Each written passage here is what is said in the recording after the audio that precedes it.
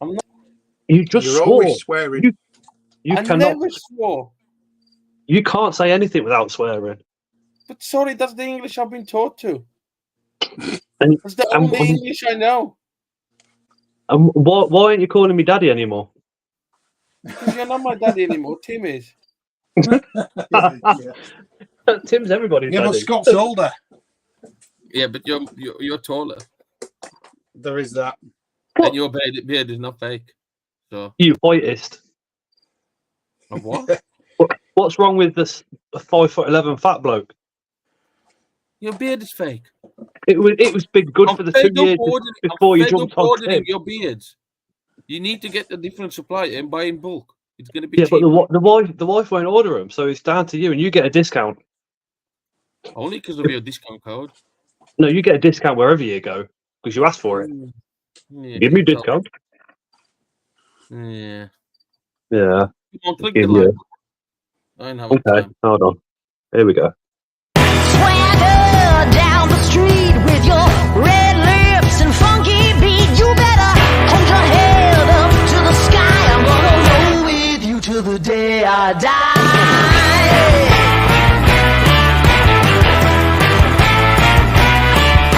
Hey, swing those hips around. Can't stop, roll back down. My ladies, short, tall, thin or wide, always down and ready to ride.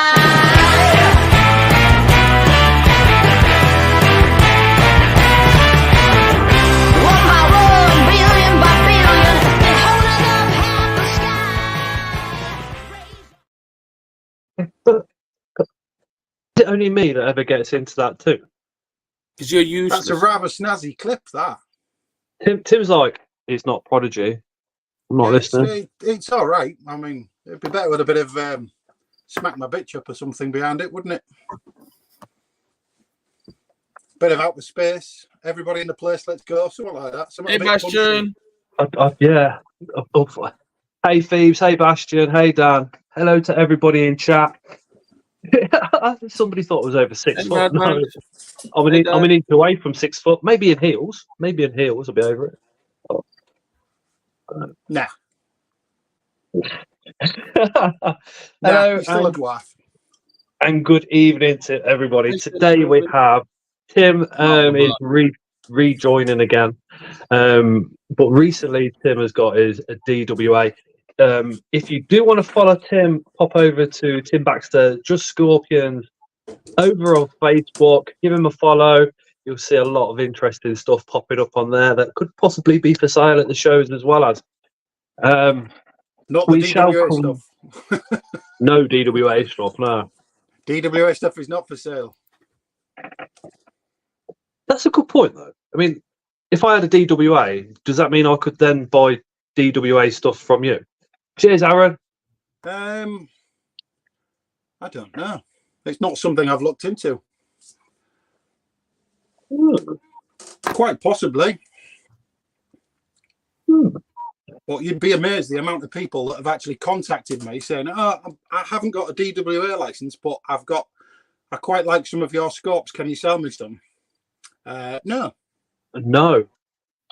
definitely no would be the answer. Do not contact me again. That would be what, your DWA gone, them investigated.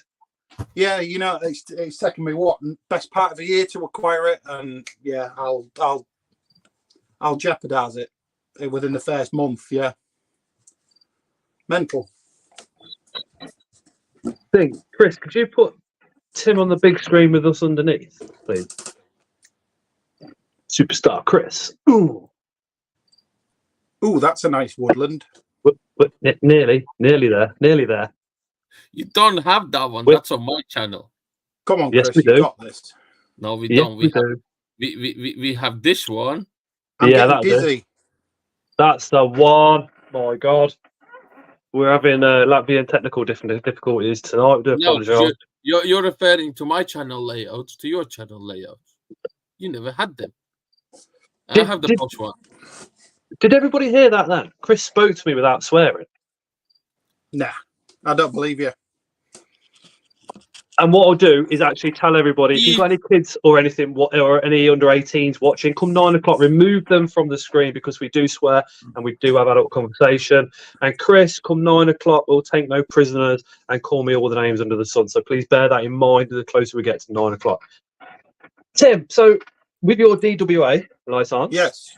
so before we get round to having a look at the actual Scorpions themselves, what was the process for yourself to get that license? How difficult or how easy is it? Or it was relatively difficult. A lot of the time it was the council dragging, well, not so much dragging their heels, but waiting for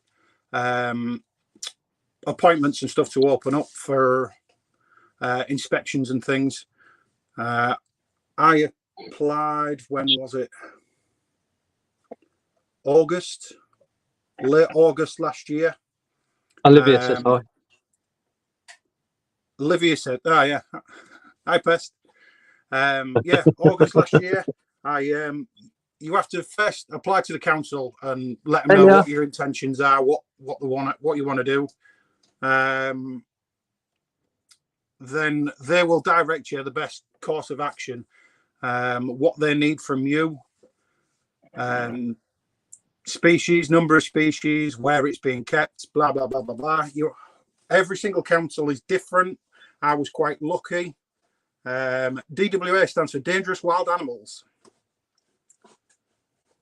Yeah, I was quite lucky. In Hull, it cost me £37 for a personal license, which is whether you're applying for an alcohol license, a sex shop license, a prostitution license, anything, any personal license that you need will cost you 37 quid. Now, what they did, because it's a Dangerous Wild Animals license, they then charged me, I believe it was 92 quid administration costs just to do all the paperwork. So that's 120 quid before you've even... 120 quid. But then, I mean, your other costs incurred on top of that is your vet inspection. Your vets will charge you, I believe it's £101 an hour. And you have to pay travelling time and everything like that. It's not just your initial inspection. The minute they set off to the minute they get home. So we're up to about 3,500. Yeah. And then we've got, what else have we got? I had to get public liability insurance. Then I had to... Oh, what? Sorry? Oh, I'm just saying hello to people that keep popping up. Yeah, public liability insurance. And then we had to inform the emergency services of what was being kept on the premises. They require detailed drawings of your premises, how best to get in and out of the place. If there's a fire, you have to have fire extinguishers. Everything has to be safety checked, triple checked. And then, like I said, you've got your initial inspection. The inspection, they will come down and basically he gives you, he either puts a tick next to your name or a cross as to whether you get your license. They always side with the vet's advice. But bearing in mind, this guy who came down, he was very, very knowledgeable about frogs and birds of prey and everything else. And he said, look, I want to come and do this one because I've never seen scorpions before. I've never done a DWA license specifically for scorpions. So he was asking me as many questions as he could. About, and you'd think he would have the experience and the knowledge testing your knowledge. I mean, now he's gone away with a greater knowledge in case anybody else decides to go down this road and, you know, set up for themselves. It is a big thing to take on, but I'm pleased now it's all finished and done. The vet gave me a glowing report. I've seen a copy of it, and he actually wrote on the report that some pet shops and zoos that he sees don't have as good a setup as what I did. God, I did a oopsie. You've just banned Moon, haven't you? Instead of highlighting his comment. Yeah, plonked on. Can't have to sort it out after the live. Hold on. Oh, what have you done now, you useless person? It's easy done. You click on it, then you click highlight, and because highlight and band are next to each other. Sorry, Scott, Right. Osmond. So you're just going to ban everyone now, Chris? Yeah. Yeah. Yeah, it's easier, isn't it? So Oh, yeah, how, it was a how long much drawn did out. how much did the actual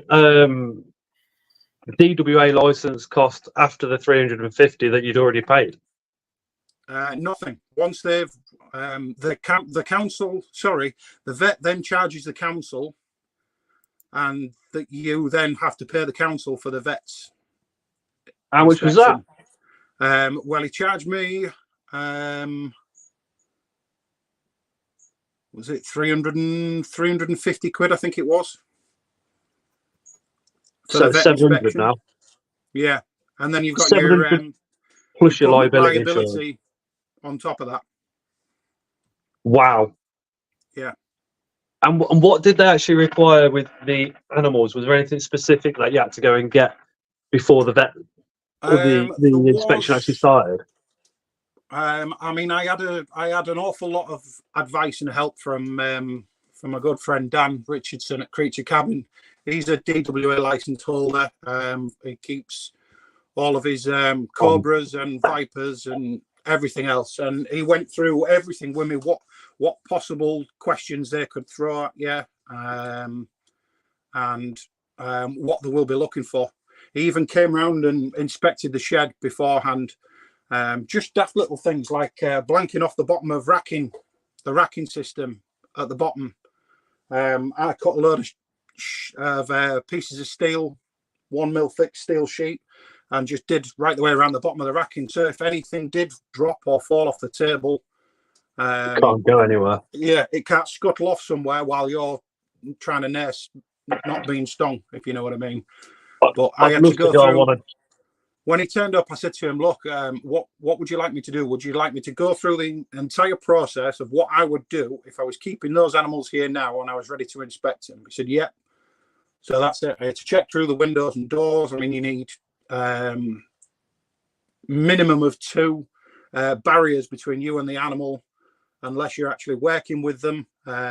Mine are in the Braplas tubs, and they're in the Viv, and they're in this unit outside. Security wise, I mean, that door's got triple locks on. All the windows have got real heavy security mesh on. There's motion infrared cameras all over the place. There's emergency lights. There's anti-climb spikes. You've got a better chance of breaking into a prison than you have in here. As soon as somebody broke into your garden, though, as soon as they try to break that door, they've then got to get past an angry northerner. Yeah, an angry northerner with a rather sturdy baseball bat, yeah. Which I only use for that does baseball. not take prisoners. Yeah, but yeah, and it's also the cameras all over constantly send notifications to my phone. So if that camera ever activates, I mean, sometimes it's a nightmare because occasionally you do get little flies buzzing around in the shed. I got that in my shed. It's at least 6 or 7 times a night, you get a little ping on your phone, and I best check the footage. It's a fly again. What does that say? How long is the DWA license valid for, and what are the renewal costs, if any? Like DWA licenses, I'm not sure if it varies from council to council. I know mine lasts 2 years. The costs. It does vary council to council dramatically. I can't comment on the costs for renewal because I haven't had to renew mine yet. I should imagine it will be another vet inspection. And probably the administrative costs paid again. And of course, the council know that you want to renew, know that you need it because you still got them, so they're not going to reduce the costs, are they? They did say, we'll contact you 2 months before your license runs out, so you have plenty of time to get it sorted. Save up for it is what I mean. I mean, like I say, I'm just lucky where I live in East Yorkshire. That Hull City Council isn't as astronomical as some places. I mean, some of the people I've spoke to, you're looking at £600-700 just for your license before your insurance and your vet inspection and everything. So it could run into literally thousands. Cheers, Greg. Thank you. I'll show you around in a bit.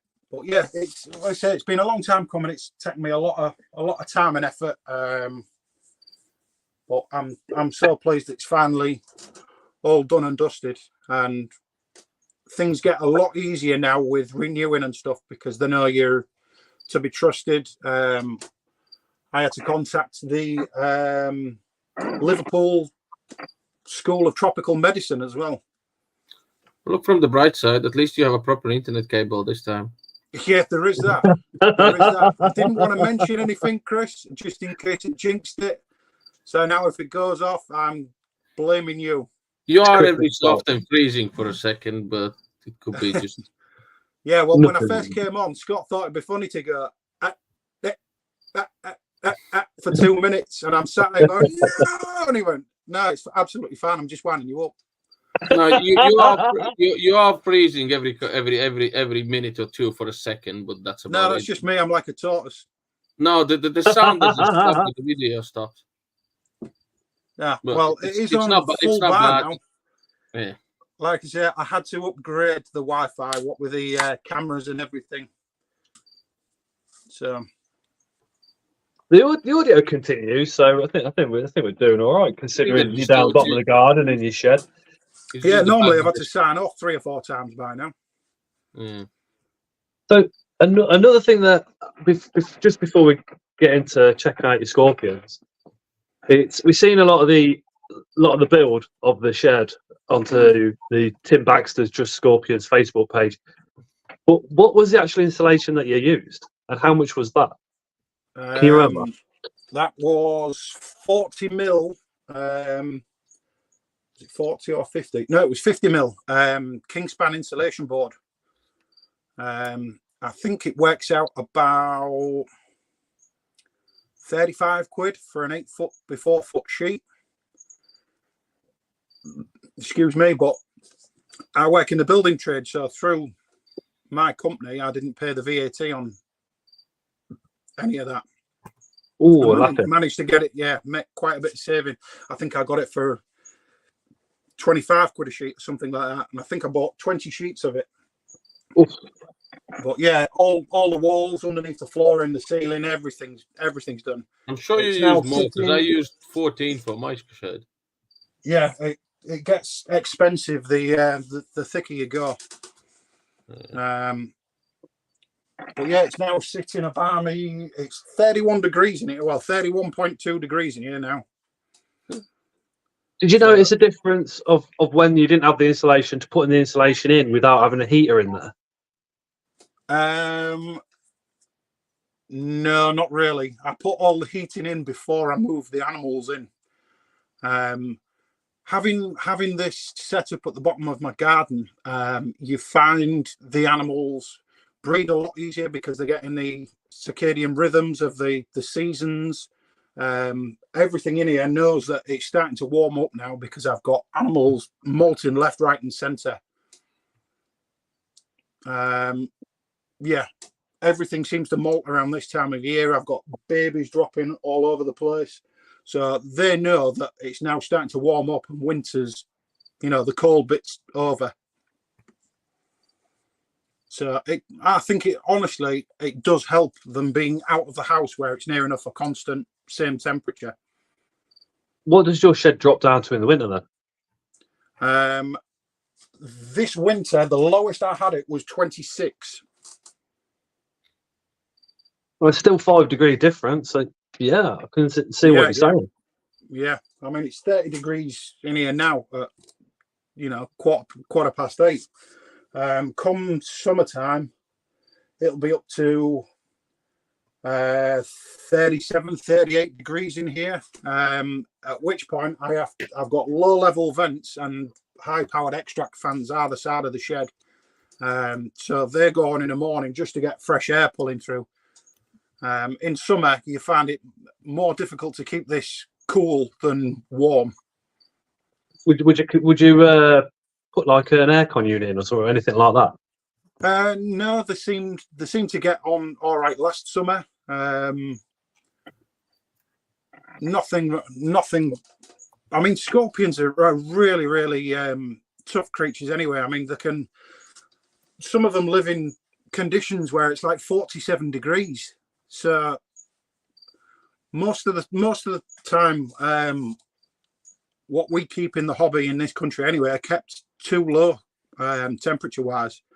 That's why you get quite a lot of scorpion deaths in this country, because it's just not, we're not keeping them warm enough.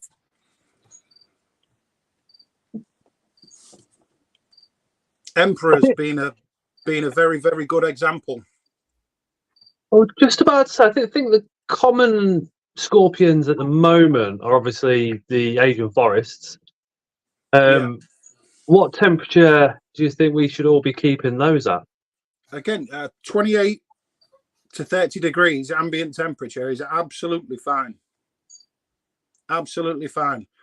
Where they come from, Southeast Asia and places like that, you know, very, very rarely that even on a nighttime, temperatures are still in the mid to high 20s in the middle of the night, and humidity is near enough 100% most of the year round. It's a massive difference. I mean, I've started keeping all my gravid females are now all in the DWA Viv, because it's 4 degrees warmer in there than it is ambient temperature in the shed.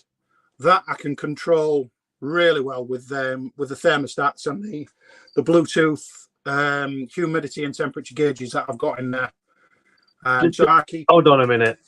Temperature gauge and humidity on a Bluetooth. Does that go straight to your phone? Yep. I'll send you the link. I think it's... You buy them on Amazon. Buy them on Amazon. I think a pack of 3 costs 15 quid. I'll be at work. Literally, I'll be at work going, hold on a minute, need to check my temperatures. Yeah, good. Yeah. Tim, can you send them to me as well? Yeah, of course I will. Yeah. Yeah, Eric says those temperatures sound about right.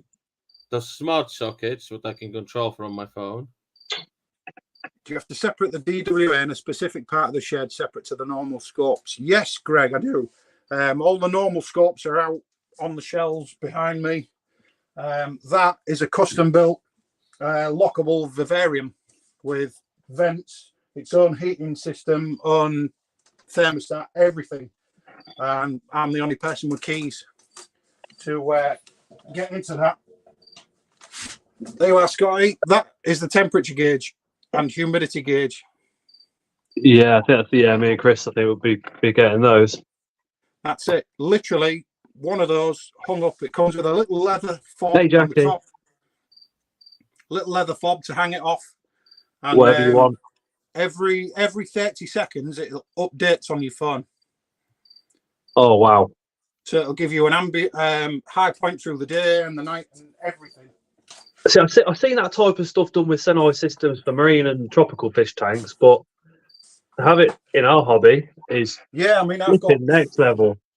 I've got 3 hung up there. There's one near the frog tank, far end, where the desert hairy scorps are. I've got one there, on the tarantula wall, and I've got one inside the DWA Viv. Again, this was the vet put me onto this. This was one of his requirements when he came to inspect. He said, "I'd quite like you to have some sort of digital thing. I'll send you the link." I said, "All right, brilliant." And he sent me that, and I thought, why haven't I got these already? That's amazing. Yeah, I think all of us that have got like invert rooms are going to be buying those now. Yeah, I'll post the link. Temperature, humidity gauges, Amazon, cheap as chips. 3 of them for 15 quid. 15 quid? 15 quid for 3. I was expecting that to be like 70 or 80. No, bearing in mind these ones run off Bluetooth. You can get some that hook up to way more Wi-Fi and away they go. expensive. You can get some that are way more expensive you could probably stick another 100 on there. And they work off Wi-Fi, I believe it is. So they will just ping to you.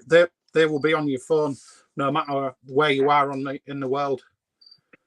Rose, drop me a PM. He does have a YouTube channel. I'll send you the link. It's Eight-Legged Emporium. So yeah, it's been good. It's been eventful and a challenge, and I've enjoyed every minute of it. And then, to get this far. Before we get into the Scorpions, obviously, recent years you've kind of exploded on Facebook and really pushed your Scorpion hobby in a real positive and a huge direction, making it absolutely 10 times bigger than it's ever been. But prior to that, you were working at the shows at CFTN. Prior to CFTN, you were quite quiet. Were you still keeping Scorpions then? How long's this hobby been for you? Yeah, I've always kept Scorpions. I bought my first one in 1993.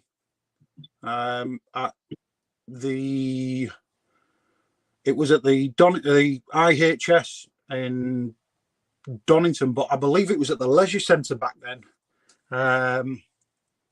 There must have been, I don't know, maybe 93. Yeah, 1993. We'll keep it. I've still got my my original books that I bought at the show as well. Oh wow! Yeah, look how thick it is. It is 16 pages. 32 years ago. Yeah, 16 pages. That is by a man called Vince Hull Williams, who was a very big hero man. He put me on this road of keeping Scorpions just from reading that little pamphlet book that I bought at Doncaster show. I bought an Emperor Scorpion. It was a subadult male, and it cost me £8, I think it was. Cheap as chips. Yeah, £8 for a Emperor Scorpion. I couldn't even buy one leg for that now. 30 years of keeping Scorpions has now got you to the point where you're breeding. Well, I'm sat in a shed with a load of DWA stuff. Interesting species and a ton of DWA. Greg asked an interesting question. Sorry, Moon, again before. If you have a visitor in the shed, anybody comes round. Are you allowed to get the DWAs out? I wouldn't say. I mean, I don't like anybody being in here, really. I especially don't like the Viv being open when anybody's in here. I keep that to a minimum. I reckon you could count on one hand the amount of different people that have been in this shed, not including my missus. Chris has been in it, but again, that was prior to the DWA stuff. But yeah, since me getting the license and having those animals in here, there must be three people that have been in here besides myself. I think every bloke watching will want to know, Tim, if you can look directly at the camera. Yeah. Have you and the missus christened the shed before the DWA went in?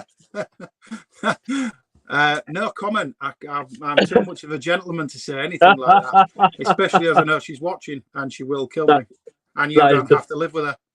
That is the biggest yes I've ever heard in my life. No, I didn't say yes, and I didn't say no. If people wish to use their imaginations, who am I to say? Got an interesting comment just popped up on the screen for you there. No. Well, there you are. She's answered you. Still could be on the cards. And your daughter says what? Oh, for Christ's sake. Remember that bottle you threw at me? Remember that bottle you threw at me, Tim? Yeah. Yeah, I'm just getting my own back. Come look at the fat tail I've got. Yeah, I like that. Good, that, Matt. Rose says, Tim, what would be a great display Scorpion that isn't DWA? I don't mind them hiding, but I'd prefer one that is a bit more on show. Well, all scorpions, barring one species that I know of, are nocturnal. And the only one that I know that's diurnal is it's a DWA one. And that's out all day, every day. So for your best time to see them is about now. Twilight is easily the best time. If you just get a red LED, set it up somewhere near the tank, you will see them go about their business as normal. You can use UV lights, but only for short periods of time, a few seconds at a time, because it does screw their neurological system up, exposure to UV. There's two things I could get rid of in the for the scorpion hobby. It'd be cocoa fiber and those nice Exoterra UV lights, that the scorpion nighttime lights, they call them.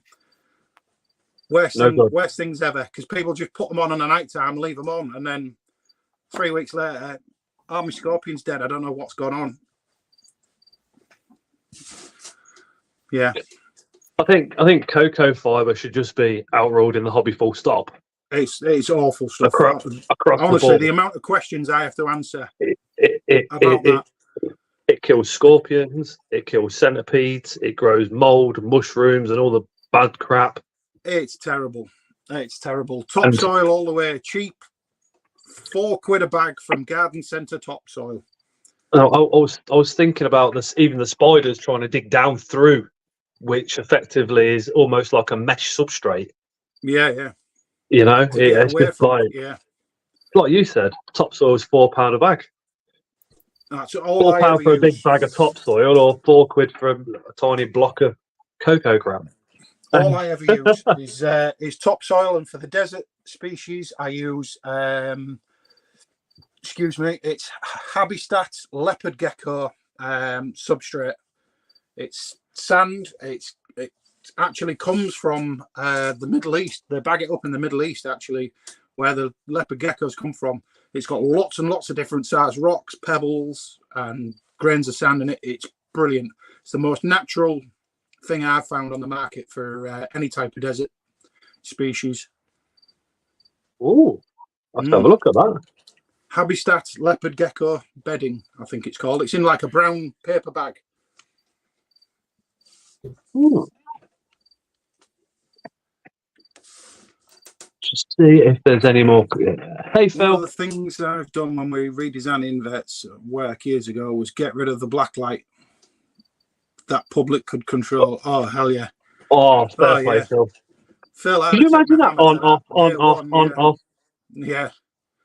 Gee, so for those of you who don't know, Incredible Inverts and other animals, he actually works at one of the zoos, and Phil's incredibly knowledgeable. So you could just imagine go public. Hey, Charlie, going up to that light switch, and all the kids and that going, look, Mum, look, scorpion, no scorpion, scorpion. Yeah. Mister, the bulb's blown again. Yeah, it'll do that when you keep flicking it on and off. How's the Flavicordus? Yeah, they're doing okay. I think every one of them's molted, so they're at least once. They're twice the size when you handed them over. Only one of them is mature yet, so I can't pair anything. But I'm sure we'll within the year. United Invert says, with such a large collection, Tim, how much of your time is now spent in the shed? Your wife's in chat. She'll probably answer better than you. Yeah, she will do. Yeah, I do spend an awful lot of time in here, mainly feeding, watering, conversing with people. But I do it in sections. One night I'll do the tarantula wall. Cheers, Anton. Another day I'll do all the juveniles. Another day I'll do the adults, and then I save the DWA stuff for a weekend. Just because you've got natural daylight, it's far better to, there's less shadows and stuff. I don't like working with them in when it's pitch black. Please stop teasing me with all those awesome scorpions on Facebook. My local pet store owner going crazy because I'm asking, do you have that or that one? I'm sorry, I can't promise anything. No.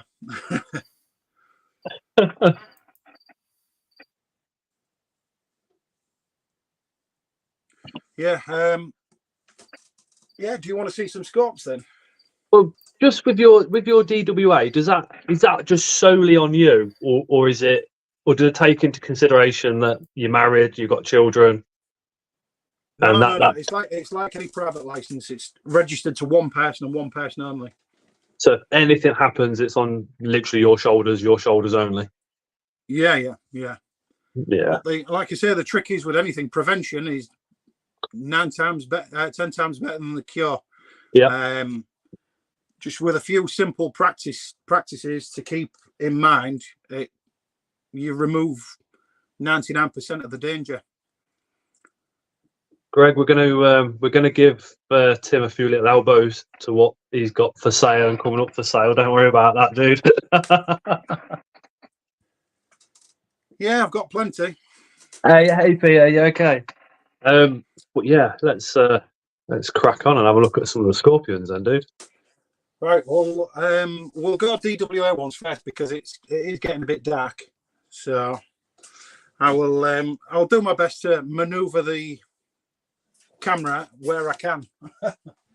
Tim's of a similar age to myself, so you know what we're like with technology. So please bear with.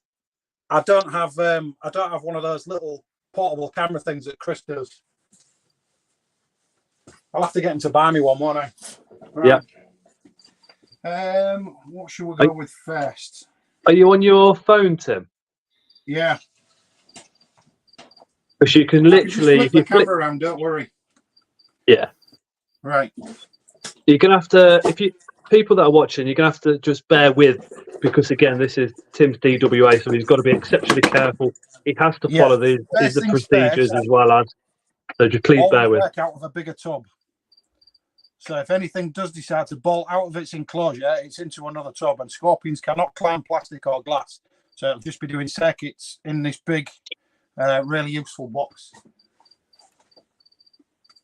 Hey, DK. Let's go with my rescue. We'll take some scorpion questions once Tim's finished with the DWA, because I don't want him to be distracted. I think everybody in the chat understands.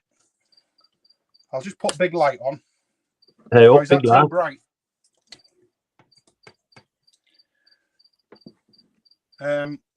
This caused meltdown on Facebook.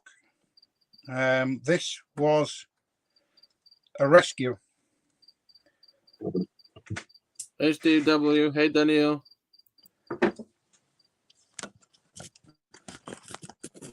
This is the one I rescued off the gentleman. Cheers, DK. Is this the non-DWA scorpion that is actually DWA? Yeah. Bear with me, I'm just trying to get my camera right way around. And Tim isn't in a small shed. If you've ever met Tim, he is literally the size of a giant.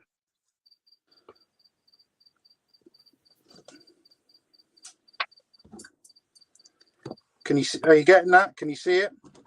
Can you flip the phone sideways? Oh yeah. That is what he was sold as, a desert hairy. Oh. And it's, I can see why. I mean, it's got the basic body shape, the basic coloration, the yellow legs. It does, to the untrained eye, look like a desert hairy scorpion, but I could tell just the minute he sent me the picture that, oh shit, that's not what it's supposed to be. They are very, very fast, very, very quick to sting. And like I say, it was a 78-year-old gentleman that had that. So if he had have taken a sting or something off something that size, it could have quite easily ended in a fatality. Wow. Yeah. Wow, it's scary just thinking about it, isn't it? Yeah. I mean, 78 years of age, you're going to have a weakened immune system. I mean, scorpions are very clever. Sometimes they don't want to inflict a lethal sting. They do quite a lot of dry stings. It's usually reserved for when they're subduing prey. But in very, very extreme circumstances, like say when a predator's trying to pick them off, they will use everything in their power to stop that happening. And if it thinks your hand is a predator, yeah. Well, it's bigger than a scorpion. So what else is a scorpion going to think it is? Yeah. So I mean that scorp will always be quite special to me as a first ever rescue. I've had 2 people message me today. Can you identify this? Michael, we're going to do scorpion questions, as I said, once Tim's finished showing the DWA, because I really don't want him to distracted with a ton of questions going through his head while he's trying to show us the DWA stuff. I think we're fortunate enough to have him agree to come on and do it, you know. Danielle says, Tim, I just want to thank you for all your help recently. Yeah, no worries, Danny. That's what I'm here for.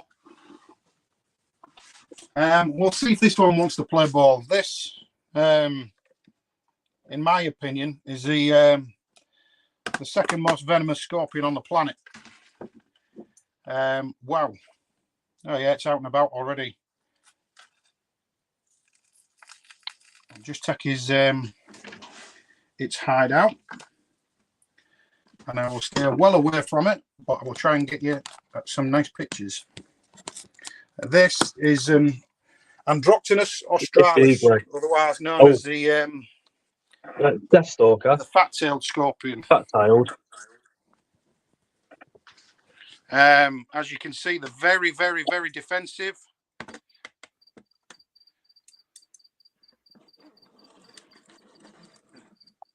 Oh wow! They're very, very aggressive, very quick to sting, and they pack a serious punch. It's like hiding in the bottom left-hand corner of your screen at the moment, Tim. Sorry. No, that's all right. Is that better? Yeah, I think we all appreciate kind of the serious take that you've got to have with these. Oh my word! Very, very quick. Pokey. Lick it. Olivia says, thanks, Dad. Glad that's just casually in my back garden. It's all right. As long as it's not in your bedroom, you're fine. So, yeah, that's the...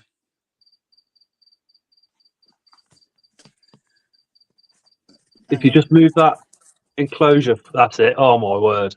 Perfect. Yes. Yeah, that's about as close as I want to get. No, yeah. With my Yeah, phone. no, that's fair enough, Tim. That's as close as I want to get with my phone and the zoom function on it. Phil says perfect stream to watch as he feeds his scorpion collection. Perfect stream to watch it from. Yes, go for it, Phil. Good lad. Yeah, he has got one hell of a scorp collection as Phil. Let's see. What else shall we do? And again, Tim, thank you very much for doing this tonight. Appreciate it. That's all right. I'd only be in here feeding. I'll tell you, this'll it'll be easier showing you this one. Recently, I had one pass away. So I've dried it out. This is Parabuthus villosus. It's the largest DWA species on the planet. They get to 5-6 inch. And to give you some sort of scale, if I put it next to my head, they do get quite big. Oh, wow. And that is a DWA. Wow. Are you planning on getting another one? I do have one, a live one there. I got two, and one of them sadly passed away. I mean, it could have been old age. It was definitely adult. But yeah, I'll show you the live one as well. They are very impressive, very, very big animals. That's a massive, massive goal. These are the diurnal ones. So these are the ones that are out during the daytime. Oh, I hate this light. don't worry, Tim. It's brilliant. I'm just trying to get it so it's not blinding everybody. It's fine. Yeah, here we go. I mean, if anybody is just joined the stream from the UK, Tim does hold a DWA license. And yes, several of us have seen it also. Now let's see if this one wants to play ball.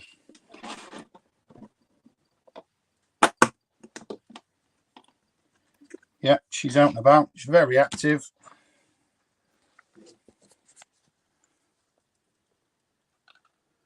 Oh, wow.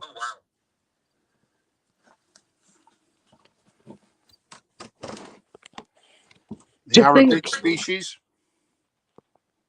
Just think she's out and about because she knows she's got that venom, and she's just like, well, what's anything going to do to me?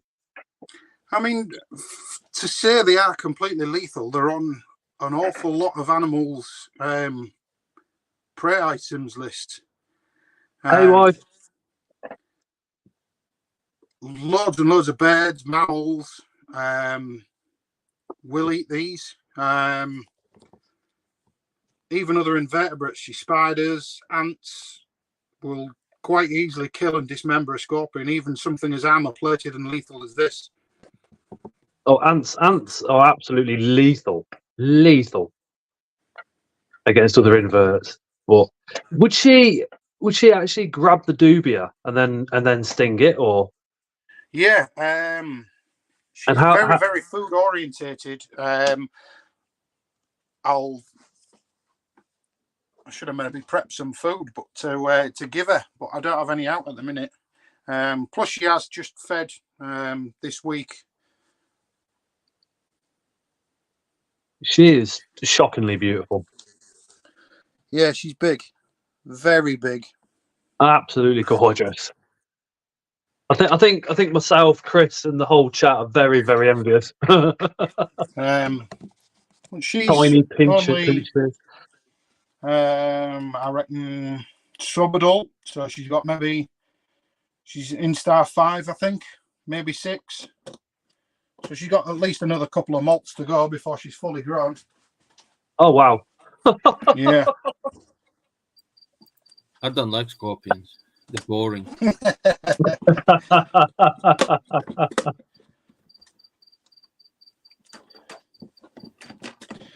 I just have to reattach the rubber bands. The ones that are on the top are obviously rubber banded up to hell to stop the scorps having any chance of pushing the lids up.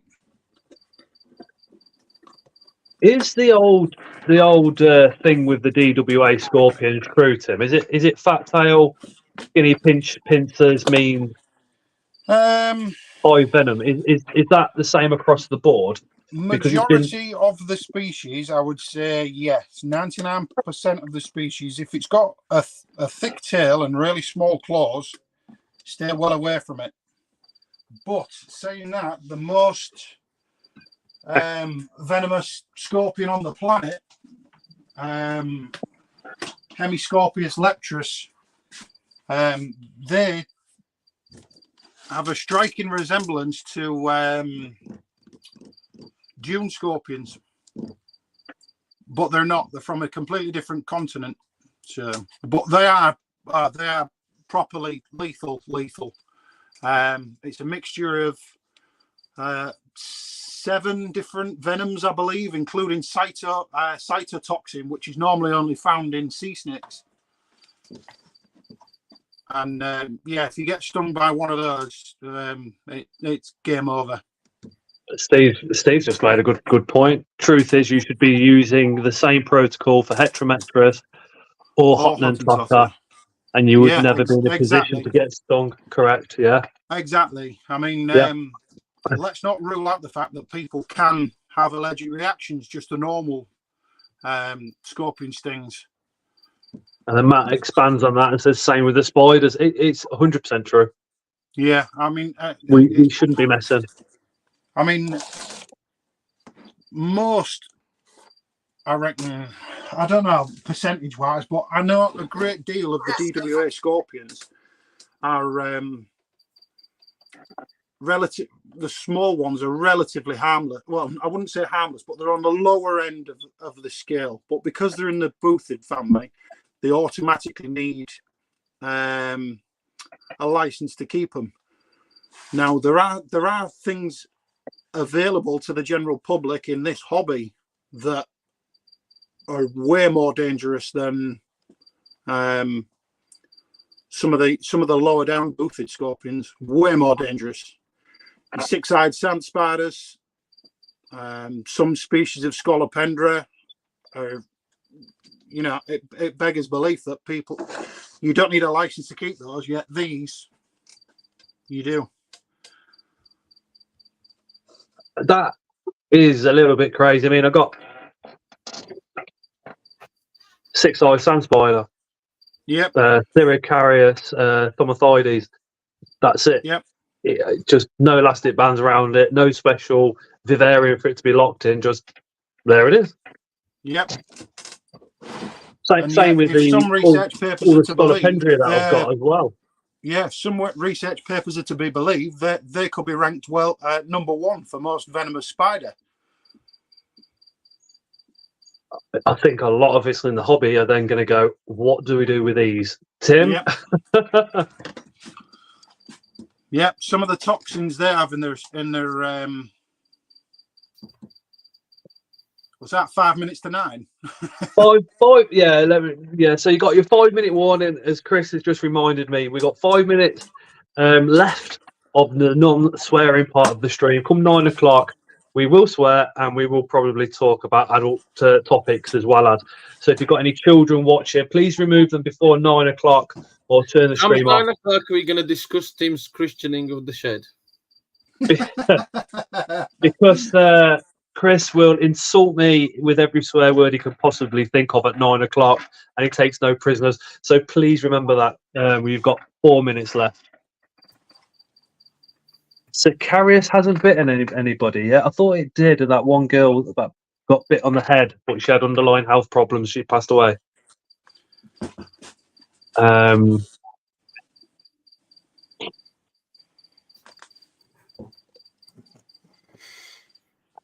Hey, Kurt. Oh,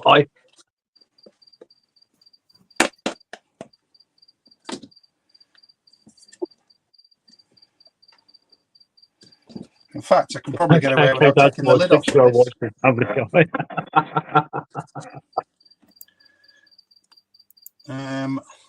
It might be easier to see it on here.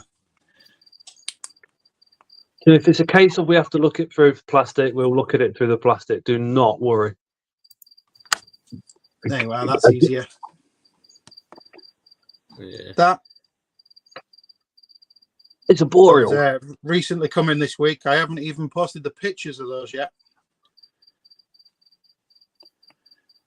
That's a Heterocentrus junceus. They are the Cuban red scorpion. If you there's some really, really pretty pictures of them online. They do go bright red when they get bigger. I now have 2 of these. I believe they're both male. But male, female, it doesn't really matter. I'm not planning on breeding anything just yet.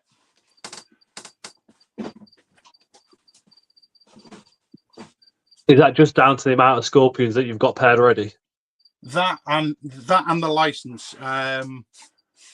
You have to stipulate whether you intend to breed the animals For the first 2 years, I'm going to say no, just while I'm finding my feet.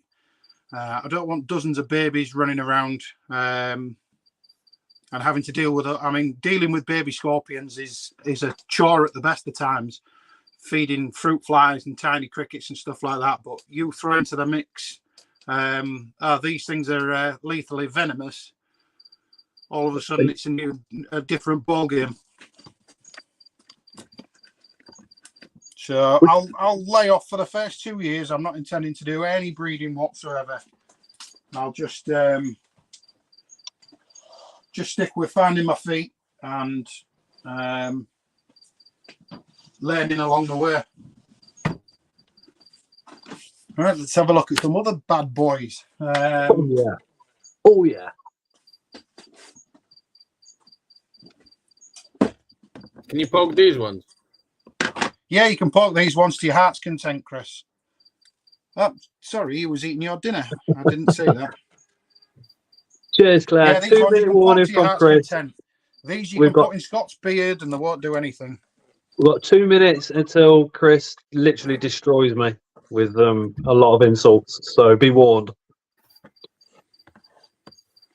In fact, Chris, I met a guy on a building site who is watching tonight that is looking forward to 9 o'clock. He said he can't wait to hear Chris. That's your standard troglodytes flat rock. That really is flat. Yeah, that's an adult female. She's been paired. Unusually long gestation with these, up to and including 5 years. 5 years gravid. 5 years gravid. Wow. Very slow. Everything from Africa. Wow. Majority of the African species. Everything's slow growing. How long do they live for, Tim? Shut the fuck up, you fat fucking ugly piece of fucking shit. Fucking fat ginger cunt. Fuck you, you motherfucker. Fucking bastard you are. It's 9 o'clock. We do. Is it past 9 o'clock now? Yeah, it's definitely past 9 o'clock. Just to give you some perspective about the flat rocks.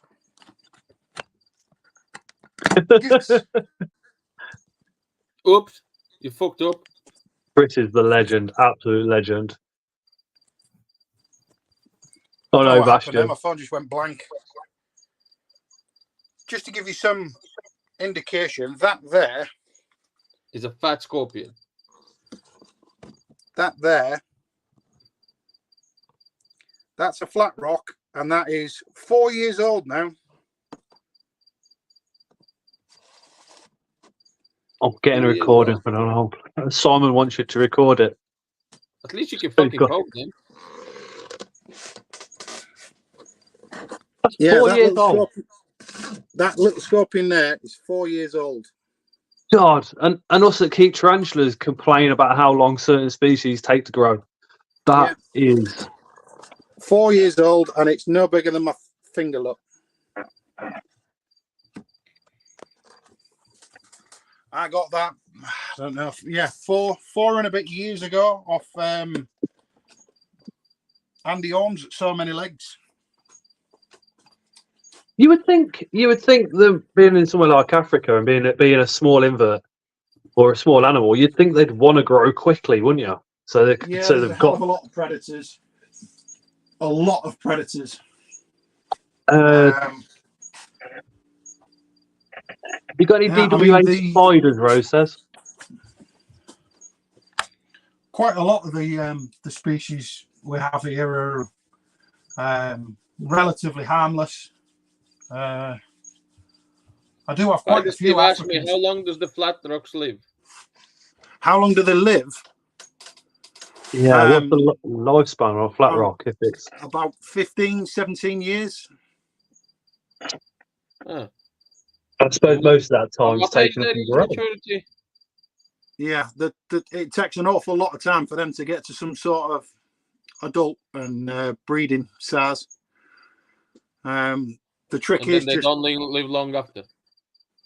to be honest, they have that many babies and they're on everything's prey list. I mean, monkeys, birds, all the rats, absolutely every little thing in Africa will eat a scorpion, no matter what's it. You know, monkeys eat them. Locals? Yeah, you've got to get your protein where you can. There's no doubt in my mind that if I was hungry, I'd eat anything that you could kill in the bush. Providing you get rid of its venom glands, I should imagine it's all just protein. Pretty much. Pretty much. Yeah. Let's have a look at some others. We've got some nice big swamadamis here, if I can get them out.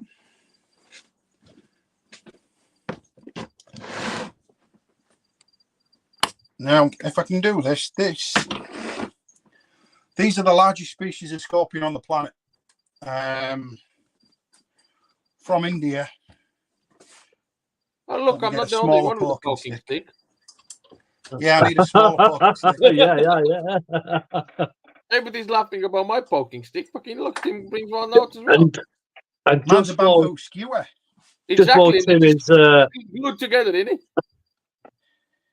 Yeah, well, these claws will snap a pencil, so I don't really want it attaching to my hands. Oh, out you come. just while Chris is while Tim's getting this scorpion out ready for the camera, Chris above does live pairings of tarantulas every Friday. That's Chris's Zoo on Wheels. Stop hissing. I will be with him this Friday. I haven't got a date night, thank God. So please drop Chris a subscription, and we shall see you there this Friday from 8 o'clock onwards. But bearing in mind, on Chris's channel, there is no watershed. We literally just the swear words for the word go. And if Jeremy is on, we take a piss out of him. A lot. A lot. Now that is a stunning scorpion. Tim, I dare you to poke it with your finger. I'm not going near the claw end. I'm not stupid. Oh, Scott, you're in a fucking shit. Why? Because Taurus has heard what you said. Oh, I thought she'd be asleep with a little one. I'm in deep shit. You're So what, babe? It's because we're going out on Saturday. Back under. We did go out last Friday, and it was lovely, to be honest. Oh, was that your date night? Yeah. Get some. We haven't been out for a long time, so we did date night on Friday, and then Sunday went over to the butterfly farm with the kids, and it was just really cool. That's not true. Didn't you take her to Barnsley for a nice day out? I'm trying to convince her that, you know, a weekend in Scotland when the Scottish show is on will be a great holiday. Yeah, do date nights not count when you take your loved ones to an invert show? I think my next video is going to be like, you know, Tara filming the funeral. Yeah. This is how you dismember a corpse.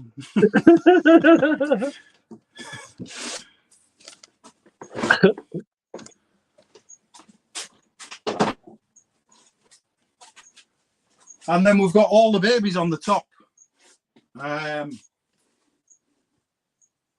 Literally dozens and dozens of species dropping all the time. That tarantula, Jay, that is a good idea. I might have to get her to do like the odd video for the channel maybe once a month and then see where it goes. That's a cracking idea.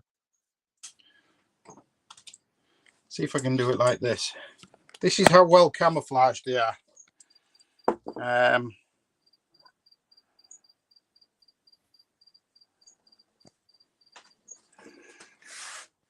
Nothing. She does need a few days off. Oh, fucking hell. Turn the torch off again, Tim. Anton asked a big question, or did you answer that one?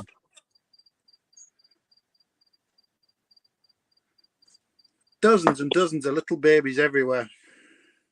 Anton says, if you get stung, where is the closest place for you with anti-venom for all those species? Do you need to tell your neighbours, etc.? Have you had any hassle from anyone for getting the DWA? No, I've not had hassle off anybody. I know my neighbours quite well. I've told them what's going on. I've said to them if they ever want to come round and have a look, just to assuage the fears, because most of the time it's the fear of the unknown. People are obviously ignorant of things like this, but once you've explained things to them and shown them what actually goes on here, all the nightmare stories that you've thought up in your head about what's going on in here seems to go away. Claire, have you got any Achilles for me, Tim? I've got probably about 20 babies at the minute that I'm waiting to molt before I put any for sale. 3 or 4 adults. But I've also got 3 pregnant female Achilles wagensis, which is a species you never see in this hobby. They're very much like the Australasia, but they're not parthenogenic, and they get to nearly twice the size. Transfer J says, are you allow people in there, or does the license restrict it? I know you answered it earlier on, but yeah, I don't like anybody being in here, really. And to be honest, there's not that many people that say, can I come round and have a look at your deadly animals? So you see, I mean, obviously me, Chris, and everybody in chat, like, you know, we're invert lovers, so we're all like, every single one of us would absolutely pay an arm and a leg to go around Tim's and see his DWA in person. But I suppose those people that aren't animal lovers just don't.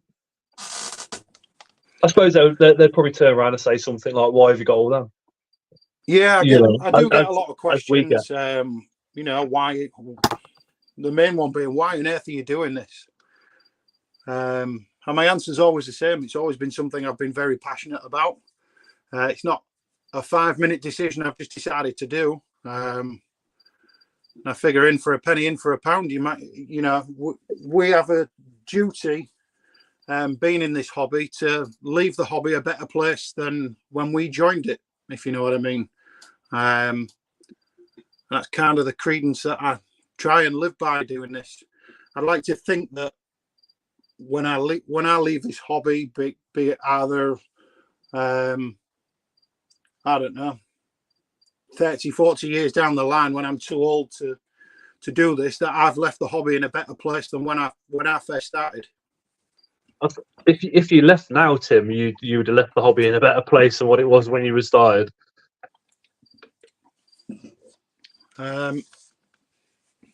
Especially with care and stuff. I mean, there's a lot of myths around scorpion keeping.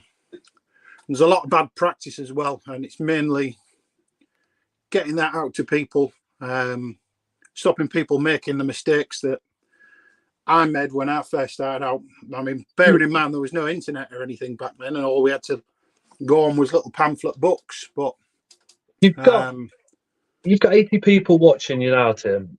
If they're all keeping scorpions, what would be like your top 5 bad practices with scorpions that you've seen that you know myself might even be doing and not actually realizing it's bad practice? Most people will be keeping Asian forest scorps, so I'll just go there first. As a general rule of thumb, it can never be too wet and it can never be too warm for a scorpion. That might sound a bit, obviously there are extremes to that, but most Asian forest scorps live tropical rainforest floor, in amongst the leaf litter, the wet, the fungus, absolutely everything is down there. Humidity is huge. Tim had to look at carved drawings in a cave. I'm going to beat you with a club.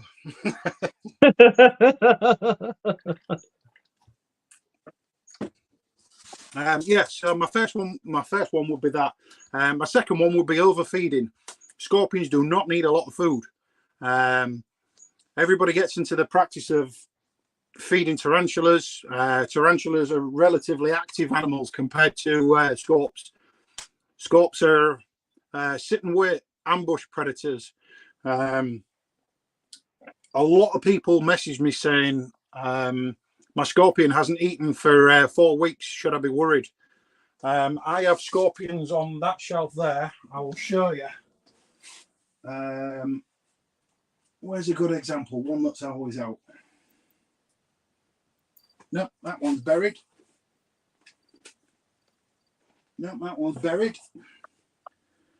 Bear with me. If you want to chat to Tim in person, the Creatures from the North stand at all the shows is where you'll find him, and you'll also find Chris. Chris does the mystery boxes. If you want a particular spider, go and have a word with Chris, especially those mystery boxes. But Tim also sells his scorpion babies off that stand as well. Right, this is an Epistocanthus asper. It's a tree scorpion from South Africa. Oh, hold on a minute, Tim. That's a what? Sorry, Tim. Epistocanthus asper. Can you see how fat that scorpion is? Yep. Yeah, that scorpion has not eaten in nearly 20 months. Nameless Stars, do you have any centipedes? Do I have any centipedes? No. That's not eaten anything for 20 months, nearly 2 years. 20 months. Look at the size of it. It's huge. I can't go 20 minutes without food. Nearly 2 years. And now the porkies have started tapping. Rebecca says, should we be feeding the scorpion fortnightly instead of weekly? Should we be feeding fortnightly rather than weekly? Yes, 100%. 100%. One appropriate sized item every 2 weeks, if not 3 weeks. And what would you consider to be an appropriate size prey item? Kind of half the scorpion's length, quarter, or? I'd go for something same size as its claw, same length as its claw, as a rule of thumb. Is that from baby all the way up to adult? Yeah, I mean, babies will catch and kill prey the same size as their cells, believe it or not. They're very, very proficient little hunters at that size. Those 3 yellow LEDs trigger my OCD. Oh yeah, there's 3 there. There's 4 there, and there's 2 over there, and I don't know why they've started doing it. Those 3 LEDs there, and I can't make them change back. I can change it to other colours, but when you put the white on, for some reason, those 3 there go yellow. That answers the question, Daniel. Oh yeah. But yeah, you put it on white. Yellow's quite nice if you go full yellow. Orange, no, that's a bit shit. Turquoise, that's quite nice. That's a chilled one. Yeah. Still yellow. You can set it to disco and everything. They're still different colour. Look. Look, they're still different colour. No, he's broken. And now they're dead. Look, it doesn't matter what colour you put them on, they're still different colour. They were still yellow. No, they're different colour. Yeah, they're different colour. But when you set it on white, they go yellow for some reason. Just those 3 and 3 at the other end of the building. Go figure. Yeah, but when you put it on blue, they were purple. Was they? Yeah, they're different. Just put the different colour on and look above your head. You can see the 3 lights there. See? Now they're different colour. No, they're not on. They've gone off. Yeah, if you put a different colour on, they're like green one. I think they were purple. No, they're green. Ah, yeah. Mark Hill said it's because the blue doesn't work. So when they're blue, the 3 weren't on at all. Yeah, of course. That makes you sense. need the blue for it to go white. Yeah. So for some reason, yeah, it means replacing the full lot of lights now. because my OCD, No way, James. my OCD will be going the exact same way. You'll notice everything is clearly labelled, pointing forwards. Having OCD does help with a collection this size, because you know where everything is and what it's supposed to be doing. I do have a whiteboard up there that I used to keep track of everything on, but in the end it was taking me longer to write stuff on there than it was to do the stuff, so I've just not bothered now. Stick that little lad back. Claire loves a label. Bruna Exotics, give her a message if you want your logos doing on stickers or anything like that. Claire stickers are brilliant. It's where I get all mine from. It's where Chris gets his from. Everybody goes to Claire for the stickers. Claire stickers are brilliant. She's doing my new one. My new ones, literally. New ones? What new ones? Because I changed the logo, didn't I? At Christmas time, and I'm not adding these stickers shit, yet. yeah. So. Has it got an anchor on it? And a beard? It's got a beard and a skull. Yeah, wanker's same thing, isn't it? Hey, Jezza. I'm not feeling the best this week. Jezza, you have got a rubbish of music, though. Mind you, I can't talk. I've got to start with a cold coming on. What other scorpions can you get out, Tim? And yeah, well, let's have a look.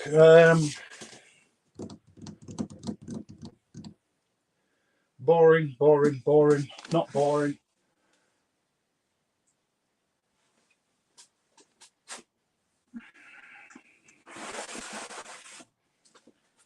Those three are nice little species. Let's have a look at them.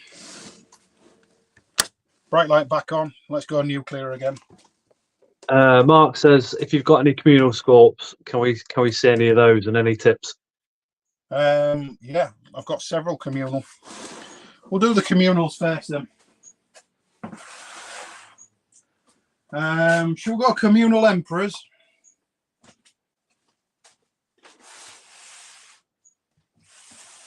Leo, I'm gonna have to use that the W anchor sign and get some made, I think.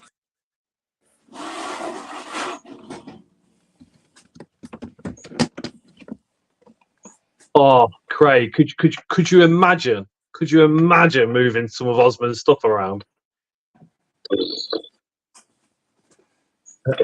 Yeah, Osmond's OCD when it comes to his tarantulas and his setups is another level. Absolute another level. Right. Emperor communal. There's one right there.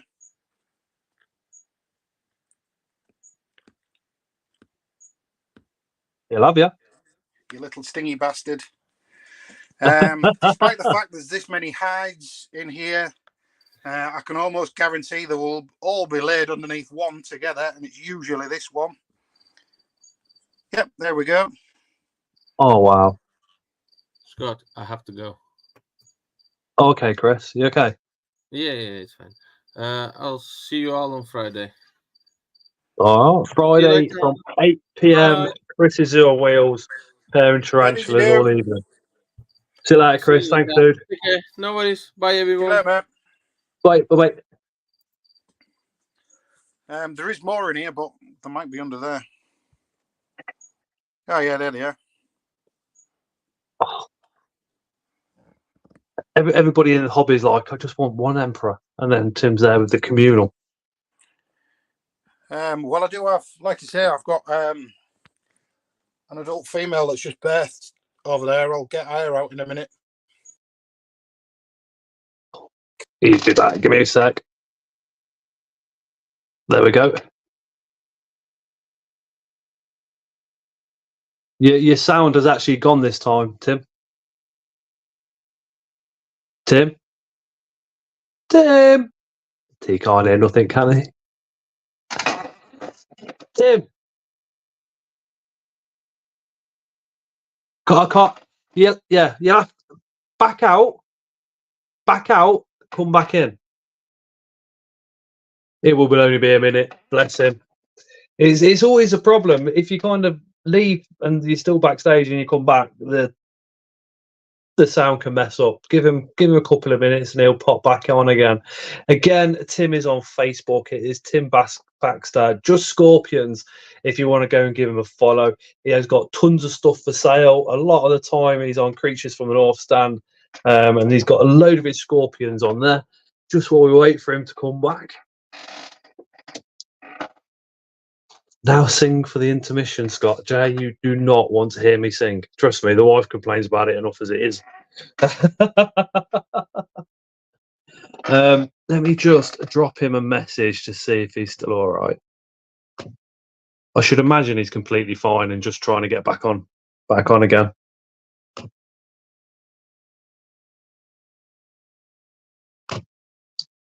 Just bear with. I shall drop him a message.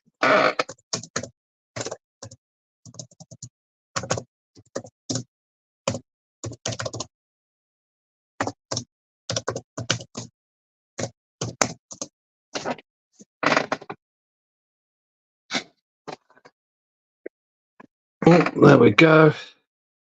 He's been eaten alive by the Scorpions. There you go. Awesome. And it was all going so well. Yeah, it's not alive unless something goes occasionally a little bit. Yeah, it all goes tits up once in a while. Yeah. We Yeah. rely on modern technology. Yeah, well, we haven't got the benefit of kind of going back and editing and stuff like that. It's just as it is. No, that's it. So yeah, that's your basic Emperor setup.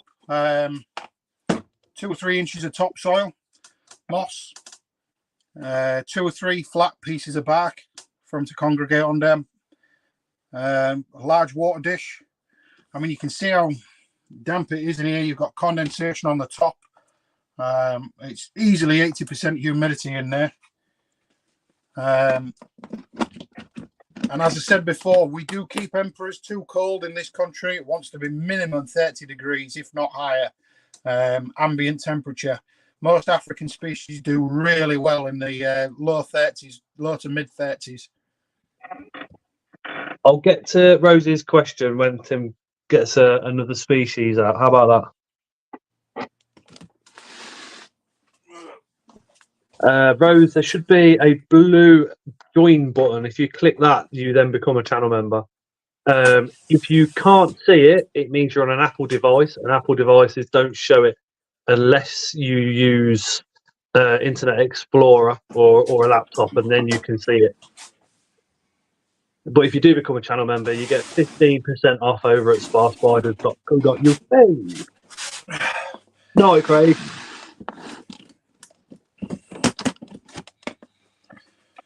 You can also drop me a message on Facebook a bit later on, and I'll go over it again if you want. This is my That's the problem, Rose. Apple. communal.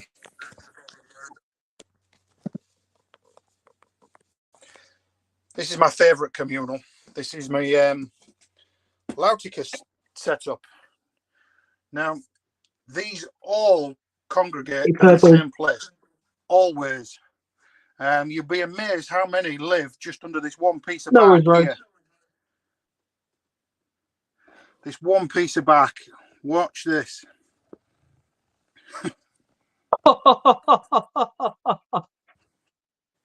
They're like mini tanks, aren't they? Yep. That's crazy. There's numerous hiding spaces, numerous bits of log for them to hide under, and yet they all congregate under the same one. You maybe get the occasional one going over here. How well does Tim know his scorpions, eh?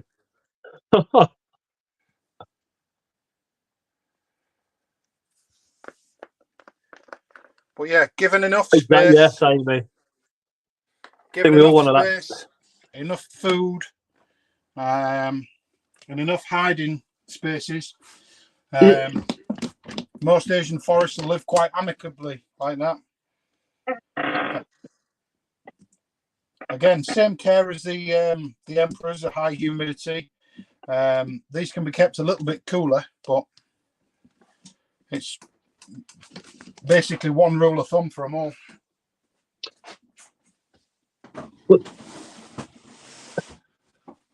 There's three more communals there. There's Javanometrus cyanus, Heterometrus salineus, and the Lauticus, and the Emperors. Those are the only ones I keep communal.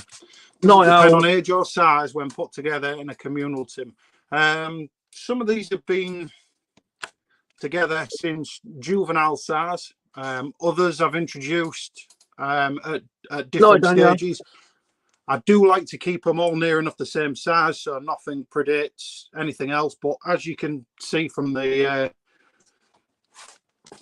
quick vid, they're all really well fed. Yeah, they seem to get on quite well. In the past, I have had communals that have just decided to rip the shit out of each other for no apparent reason. Usually it's a gravid female, but I'm very, very on the ball with taking anything that I'm even 50% sure that gravid will come out and go in a separate tub all by itself. Would you say there's a certain way to introduce new ones in? No, not really. You'll know within the first few seconds whether or not they're going to get along. How long do Parabuthus velocis live? I believe it's 6 or 7 years. Most DWA stuff isn't very long lived. It's normally really, really fast growing. Some of the South African Titius species, Christ, they can be adult at 6 months of age, which is lightning quick. If somebody wanted, I don't know, say 5 baby scorpions for a communal, is that something that you sell at the shows and stuff like that? Yeah, I've done that quite a few times. It's a lot easier buying them as babies and raising them up together. You'll get a lot better success than you will just piling stuff in. That is a cracking question. Do you find, Tim, that you get gravid females from your communals, or do you have more success individually, says United Invert?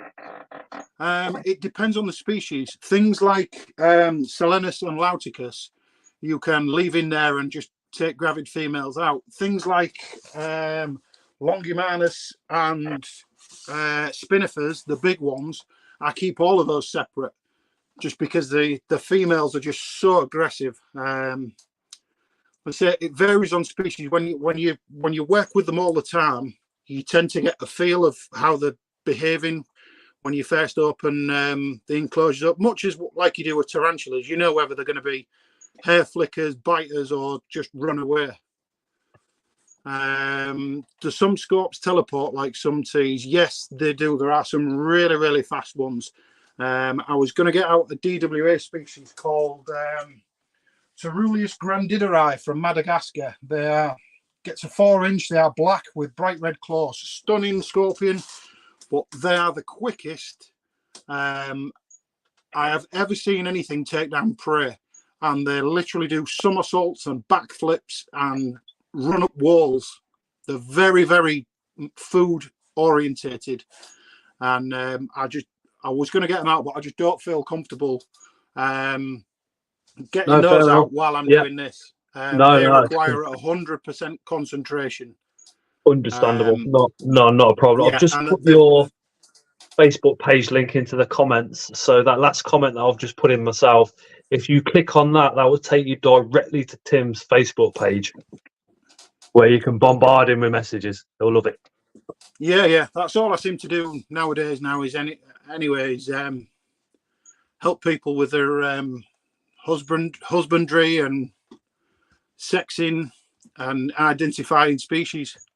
It takes up most of my free time now. But like I say, I don't mind doing it. I'd rather help people than one slip through the net like that guy with the Parabuthus.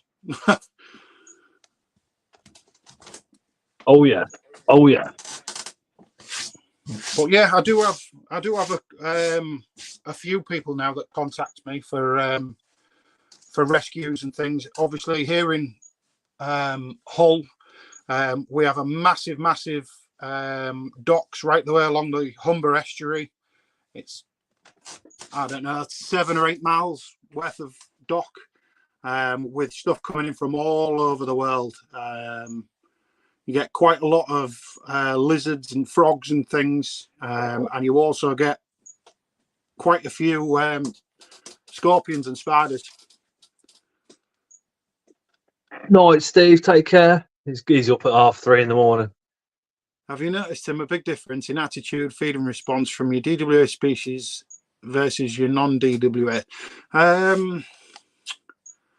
You notice it more between desert species and tropical species. Tropical species seem to be very, very blasé about their food. If it's there, they'll have it, but they don't seem to do a lot.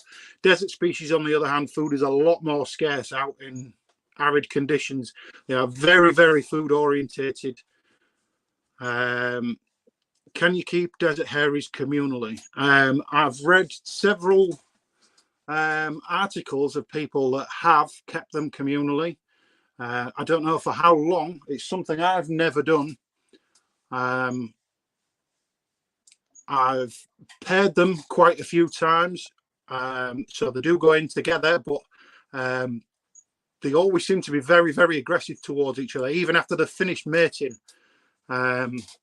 Again, I'm putting it down to they're a desert species. Food is quite scarce in these conditions. I'm wondering if the males, like many tarantulas, are supposed to become food for the females. The better is the chance of his offspring surviving. But that's open to debate. Obviously, all your animals are well fed in captivity, so there'd be no need to do it. But that would be a very interesting study for the wild, because if the babies are born and there's limited food, if they've had if the females ate the male, then obviously they're gonna carry a bit more weight when they're born, aren't they? Well, it's mainly why male tarantulas and stuff get munched. Obviously, they're mantises, everything. If you can eat the male after you've got his sperm off him, he's obviously giving it the next generation the best possible chance, because the female that's carrying his sperm's now got a big fat meal inside her. I know you answered this one at the beginning, but not everybody's been here from the very start. So, do you have to renew the DWA license? Every 2 years, yes. Every 2 years I have to renew the license. Again, just going back, I mean, I've got a large female salmon pink LP there. I've tried breeding her 5 times, and she's eaten 5 adult male LPs. Just no chance. That they've come across tapping, she's tapped back, they come near, and bang, she just jumps on them and eats them. 5 adult males she's gone through. So I've just resigned myself to the fact I'm never going to breed her. It's just a man killer. Aaron said, did you get your DWA species in the UK? Yes, there's quite a few people that sell them. That quite a lot of pet shops have them on their lists. It's just nobody ever bothers because it's such a small market for them. Pet shops don't like getting them in because they're just going to sit there on the shelf. Do you need a separate license for breeding, selling? No, your license covers you for that, but it has to be stipulated on your license. Can you add that to your license? Selling, I don't know. I've not approached that subject yet. I'm not planning on selling anything at the minute. Just while I find my feet over the first 2 years, and we'll go from there.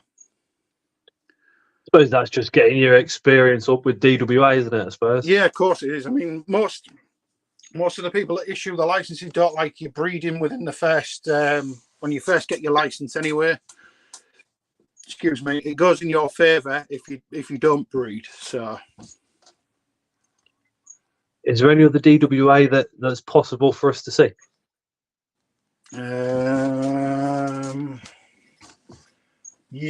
Yeah, I'll get one more out, but we're losing the light a little bit. Where are we?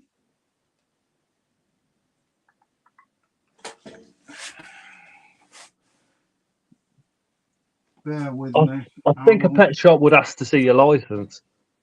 Any decent pet shop would. Are DWA species specific, or can you have cobras of course now? they would. Yeah. Oh, yeah. Well, they can lose their license. I won't ask Tim questions while he's got DWA. Well, you can ask me at the minute because this isn't DWA, but it's just something I wanted to show you. So does your license stipulate just only scorpions, or could you keep? Yeah, no, it's only on the animals that you've got listed on your license, what you've applied for. Can you add animals to it, or do you have to reapply? Yeah, you can do. You have to add animals to it, but you have to go through the whole process again. Oh, well. There you go.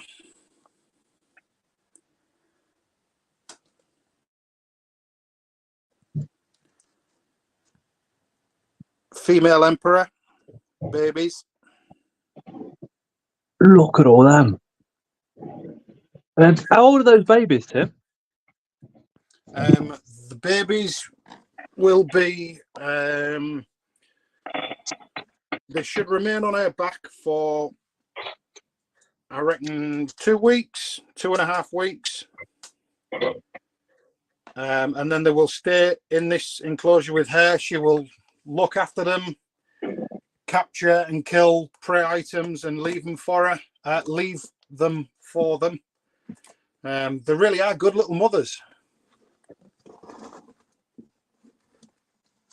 To say they're an invertebrate, they are quite maternal. What, just the emperors, or because I mean, obviously, no, mum quite a few of the do eat babies from now and again. Scorpion species seem to look after their young for the first. Hey, John. However many weeks, but when they start venturing out on their own, you see, with scorpions, it all comes down to pheromones. It's all to do with stealth. What up, Benders? Ah, Dale's here. Hey, Dale.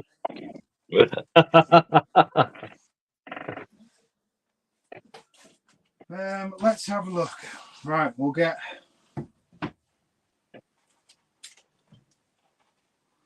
We'll get one more out.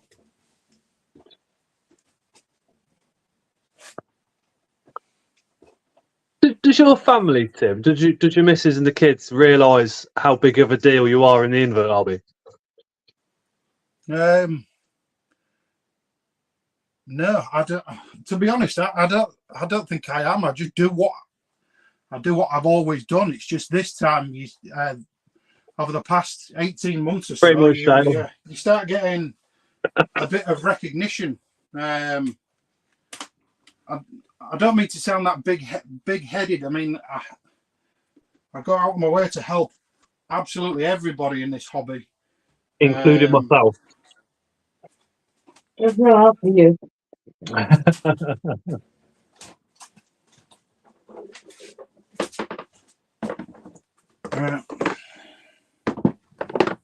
Yeah, I've done scorpion videos in the past, and I always worry until Tim's commented, and then once Tim's commented, I'm like, "That's all right then, everything's spot on." Yeah, normally it's just saying you're wrong, dickhead. But I'd never do that. I'd never do that on the live comments. I'd rather just do that in a PM and give you a chance to change it. No, I'd rather you do it in the comments.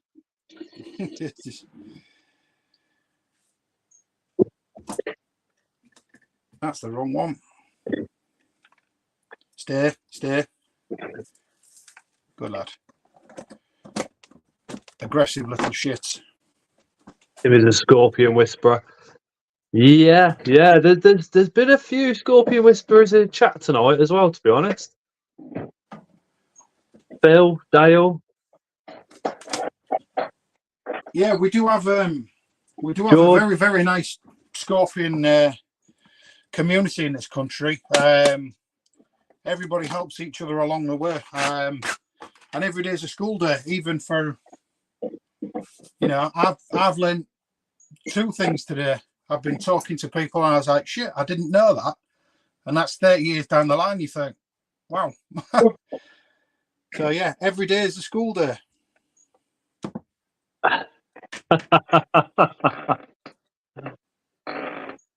Dale says he's always trying to get Tim to bite on the lives, but he just never does. Dale? Yeah. Dale can fuck off. Dale can fuck off and I know he can. Right. That little one there. For anybody watching, we're pretty close with Dale, and he is also one of the Scorpion Whisperers.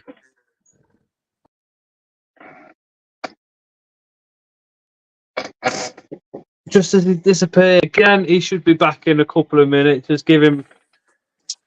Has it gone skew whiff again? Oh, there we go. There we go. Can you hear me now? Can you hear me now? Can you hear me now? Yep. Yeah, that pretty little thing there is a Hottentotter Jayakari.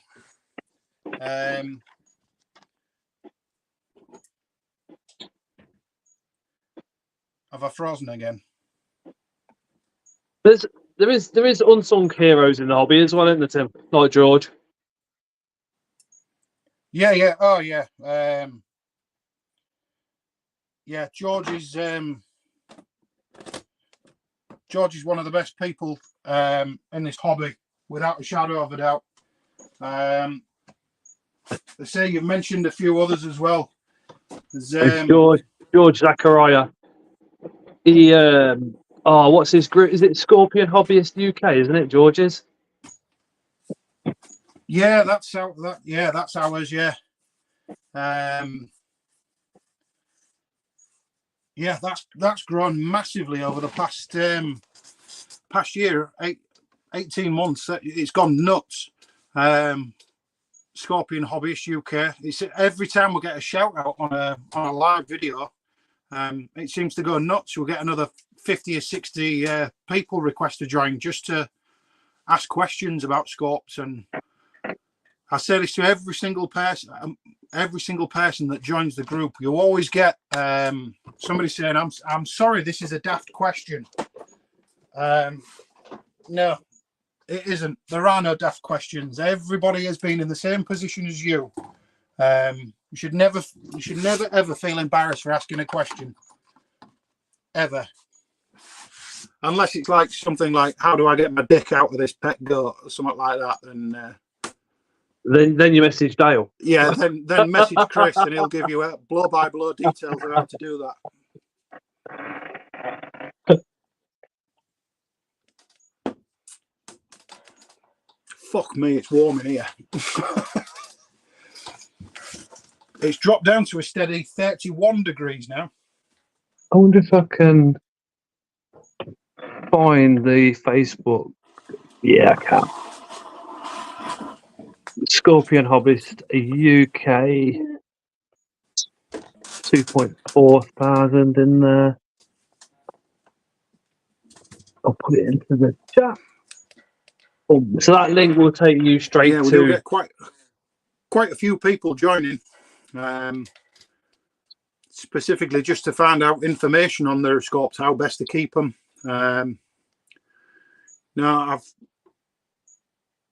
I like to think we save quite a few pets that are being wrongly kept. Most of it information from pet shops. No daft questions, but please don't get upset with a sarcastic answer. Stevie boy. I would expect nothing else from you, Hasty. Nothing else. There's another from you. absolute legend, is Steve. top guy. Steve's only got one. Steve's always sarcastic. That's it. That's it. Yeah, that's his personality, and that's Steve. Oh, little shit. If you looked up sarcasm, that would be a picture of Steve in the dictionary. 1 second.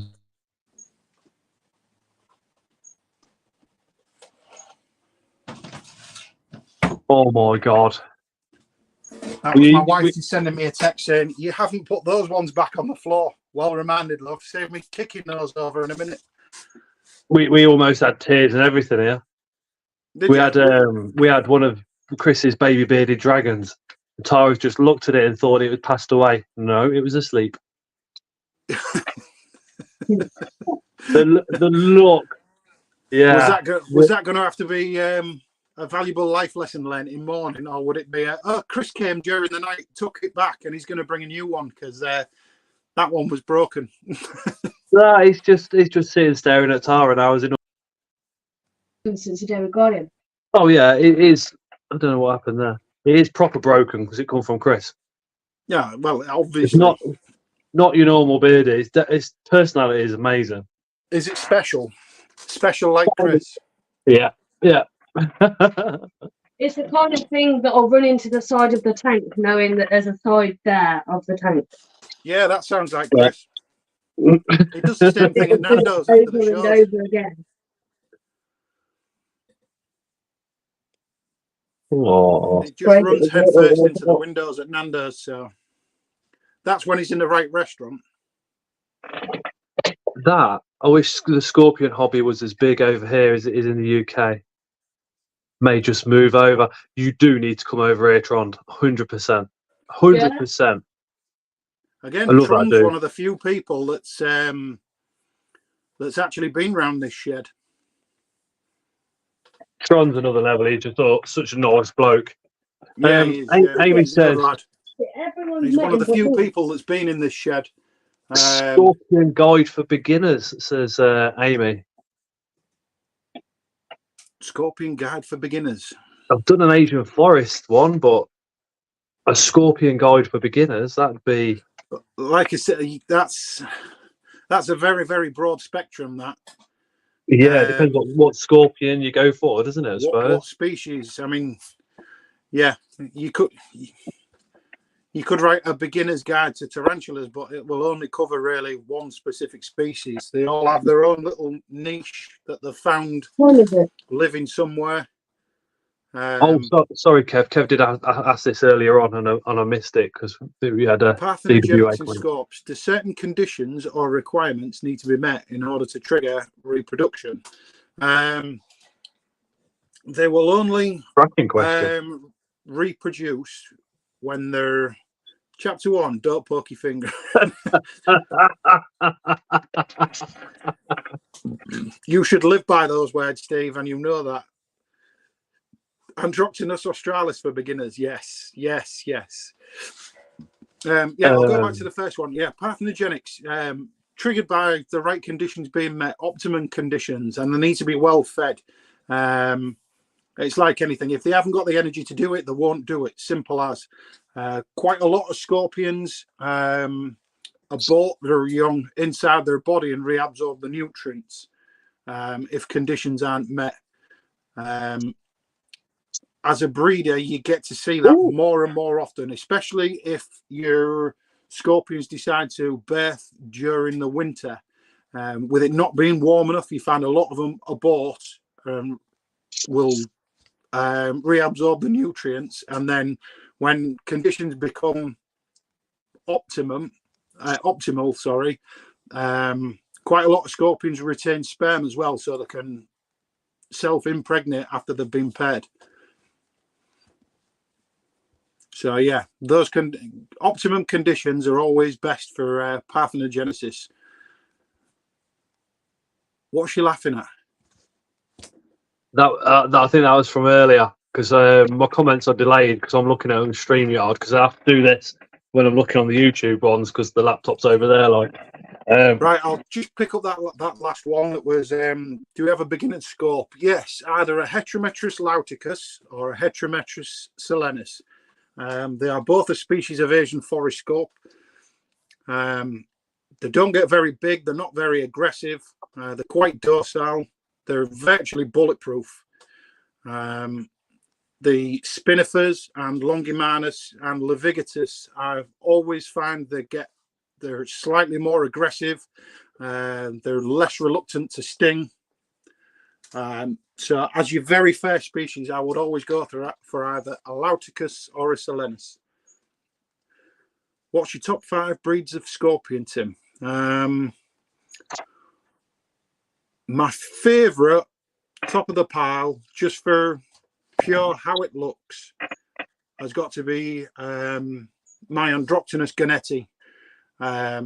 It's a desert species from Egypt and the Middle East. They are jet black and they have huge fat tails. That's my number 1. Number 2, I posted a picture today of a really small scorpion. They only get to 5 centimeters. Europlectus chubby. They're bright yellow. They're absolutely stunning little things. You'll find the DWA ones are way more colourful, way more scope. My third one, I'd say, is the plain old desert hairy, Hadrurus arizonensis. That's one of our faves. They've been a staple in the hobby for years. Breeding is proving quite difficult, but we are doing quite a bit of research into that, me and a couple of other people. Me personally, I believe it's down to their diet. In the wild, they eat quite a lot of other scorpion species, your Paravagivis, Spinagarus and things like that. In the hobby, obviously people aren't buying scorpions to feed their scorpions, so I'm theorizing that they're not getting the right nutrients that they need. Pairing them is easy. I've paired at least a couple of dozen times my desert hairies, but getting them to birth is a different matter. Most of the time they are bought and you never see any babies. Occasionally we'll get a few wild caught specimens that come in that are dropping in captivity, so they've obviously received the nutrients that they need during the wild and we've been lucky to grab them. But yeah, I'm theorizing that it is their food that's the issue. I'm in a position where I can feed scorpions to scorpions. So if this pans out, hopefully we should have some captive bred desert hairies very, very soon. I have several females that are ready to pop. Whether they'll go full term and pop is anybody's guess, but I'm hoping that they do. How long is full term? Couldn't you add those nutrients to the live food? A bit like how we supplement with tablets. When I say nutrients, I mean if you're eating a scorpion, you are eating the scorpion's chitin. You're eating the scorpion. You're basically replicating what you have in your body. How you would do that, transferring that to say a cricket or a locust, you'd maybe have to get a dead scorpion, liquefy it and inject it into a cockroach or something like that. Or the same, use a powder or something like we got that. Again, I don't know the chemical makeup of an actual scorpion body. That would have to go to a lab and somebody would have to try and replicate that. Or you can just try feeding scorps to scorps. When something dies in here, nothing is ever wasted.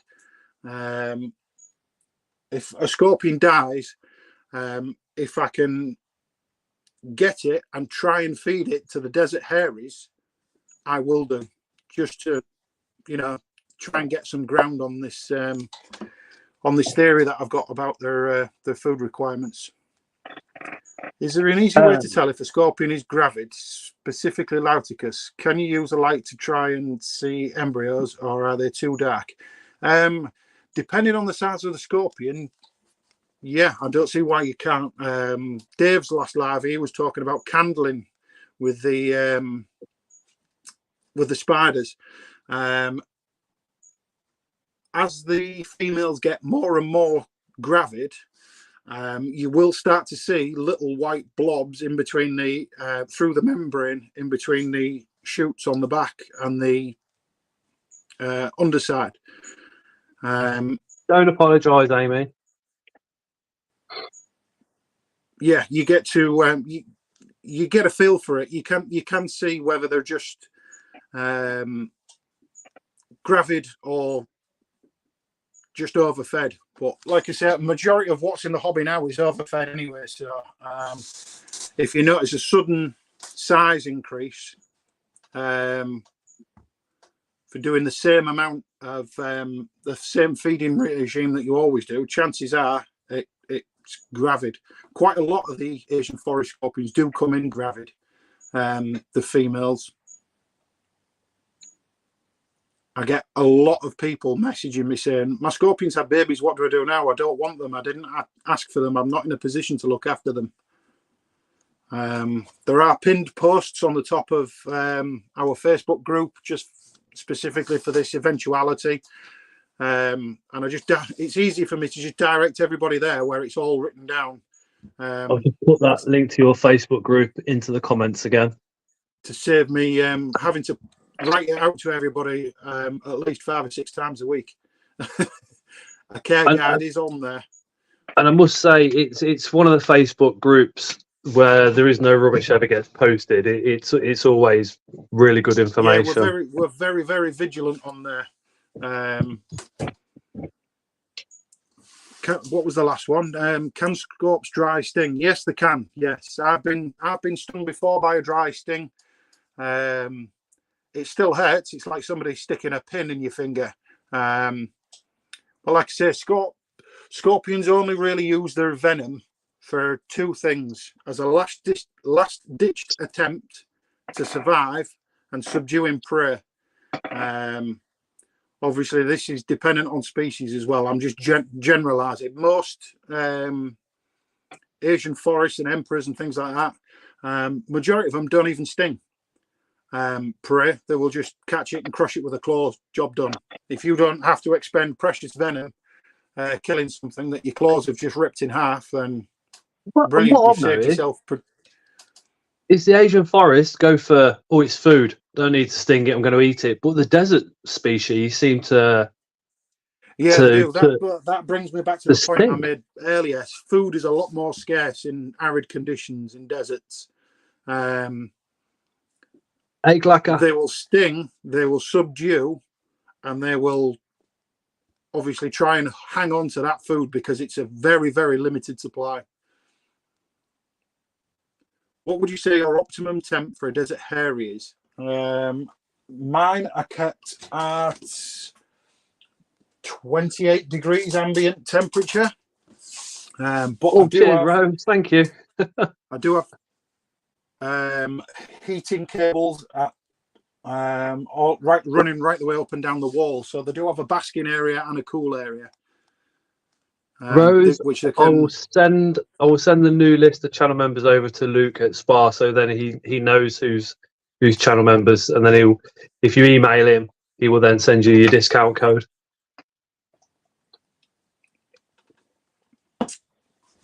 So yeah, 28 degrees is the optimum temperature, ambient temperature I keep them at. But the excess heating cables at the back give them a thermal gradient to thermoregulate on. They will go from one side to the other depending on whether they want to warm up or cool down.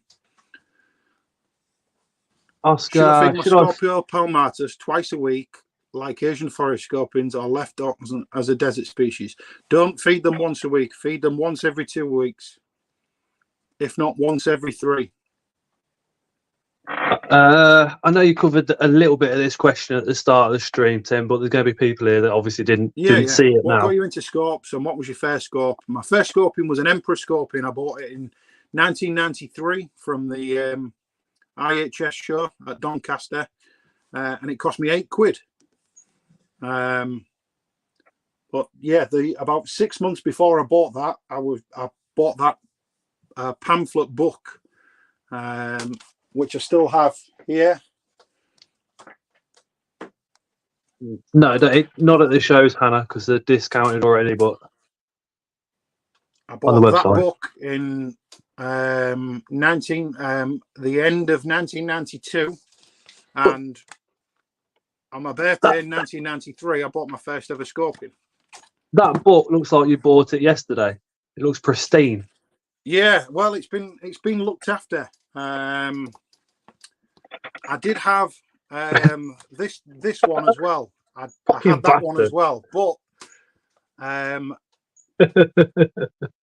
it was stolen out of when my dad's car got broken into and robbed when we went to Bridlington for the day, and I just happened to mention that to Andrew Smith, that I'd lost that copy all those years ago, and he posted me this one out and signed it for me to replace it. That man is a legend. Yeah. So I'm back up to legend is Andrew Smith. Near enough the full. I mean, I do have quite an extensive library. It's just me being old-fashioned. I much prefer a nice, hefty book than reading something on the internet. If I ever see any books on scorpions and tarantulas that I don't have in my collection, I normally jump on them and buy them. I think book. If you read a book, you tend to read it as gospel. But if something's on the internet, you're second guessing it in the back of your mind. There's a lot of people people printed stuff because they knew it was true, or it's what they'd found to be true. Once bought an Emperor Scorpion and it had babies. He won a prize on your giveaway the other night. Last week, yeah, he did. Bought an Emperor Scorpion, it had babies. Nice. Nice, that's good going. So there's not many adult females out and about in the hobby at the minute. Well, there hasn't been for a long while since they became CITES, but with any luck, I mean, those 18 babies on the back of that female, they'll I could sell all of those tomorrow, but they're worth more to me for breeding stock than somebody having them as pets. I may let one or two go for sale, but I think majority of them I'll be keeping myself. H. Larticus is gravid. I got her from Tony at Venomous Visions. I was the one that asked you if she was gravid or not. Again, if it's a female and Brett first, and it's coming wild caught, there's a very, very good chance that it could be gravid. Yes, I think there's it will either molt or it will give birth. There is a few vendors it shows Tim identifies their scorpions for and sexes them as well. This is stuff you just don't see from Tim, because it's while you're queuing up to come in and see the show, and Tim's too modest to tell people as well as. But when it comes to identification, Tim, is it as simple as you can stand back and go, "Oh, that bit's black, that bit's yellow, that's this species. Oh, that's a bit black. Oh, it looks a bit blue. That must be an Asian forest." Or is it a lot more in depth when it comes to some that look similar? It's majority of the Asian forest scorpions look very, very similar. It does take you a good long while to get your eye in, but there are quite a few people out there now that can just look at an Asian forest scorpion and tell you specifically what species it is just by looking at it and whether it's male and female. So it does take an awful long time, and you need to know what you're looking at. You need to know what the subtle differences, slight granulation on the head, on the body, the shape of the claws. Yeah, there's quite a few little telltale signs to look for, but they're all there. It's like anything. Enough repetition and you get your eye in. With their lungs being on the outside of their body, now, yes, with all of us obviously being humans or almost human, our lungs are inside our body because they're very fragile and they're very, we're extremely protected. What protects the scorpions ones being on the outside of the body? I suppose technically it is on the inside of the body. The buck lungs are, it's easier to think of them as pages in a book, hence the name buck lungs. They are very, very, very thin slices of membrane laid flat, and they just absorb oxygen out the air and pump it into the circulatory system. It's a very, very simple adaptation to go from water to land if you've got that type of breathing apparatus. Horseshoe crabs still have it, and they live underwater. Deep. Some species of scorpion can go submerged underwater for 2-3 days, and just crawl ashore like nothing's happened. Yeah, they're amazing animals. Like, quite a few species will survive being frozen solid for weeks, months on end, and then thaw out and regain back to normal within a few minutes. At the other end of the scale, they can withstand temperatures up to 47 degrees, which is about 4 or 5 degrees higher than most other inverts. Something that will cook an ant and a spider out in the desert, the scorpion will be able to survive it. There really are miracles of evolution, and they go back, I believe it's 640 million years, the early Silurian period. That is way before any dinosaurs evolved, trees, even plants on land. Way before all that. It's astronomical how long scorpions have been on this planet. Virtually unchanged. What's the biggest scorpion in scorpion natural history?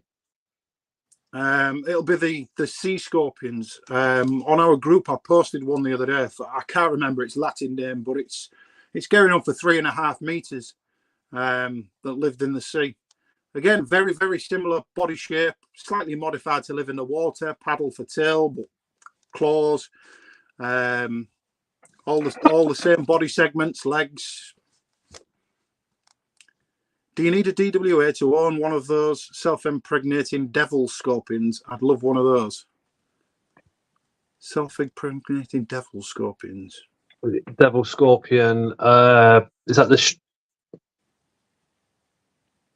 the striped tail? If it is, then you don't need the DWA. No, the self-impregnating ones I know of are the Titius stigmoris, the bright yellow parthenogenic ones. Those are DWA, yes. Do you have your Europlexus chubby in the room you're currently in? It's a gorgeous species. Yes, I do, but it's really, really small, and it's now pitch black outside. So I really don't want to get any more DWAs out while there's a lot of shadows and things in here. No, understandable and respected. Yeah, any June or Israeli golds for sale, Tim? No, not at the minute. I don't have any available captive bred babies. I'm waiting on at least 2 paired females of Israeli golds that haven't dropped. And June scorpions, again, I've got 2 or 3 gravid ones just sat here waiting to drop.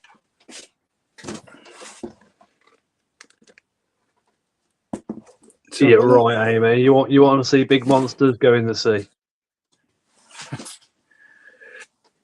The biggest isopod in the world is at the very depths of the ocean.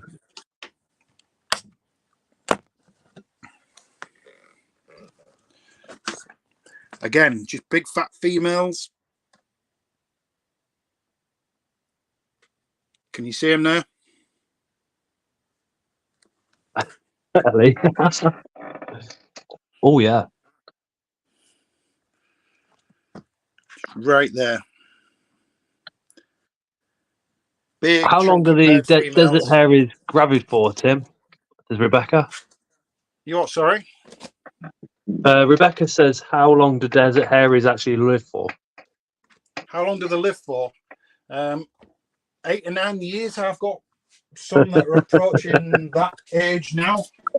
I won't breed off them because it will put their body through a lot of stress, and they probably won't make it. But yeah, 7, 8 years. I've got some coming up to now. United You found Invert. there's Tim, one species available in the UK that people get the care wrong a lot of the time. Good question.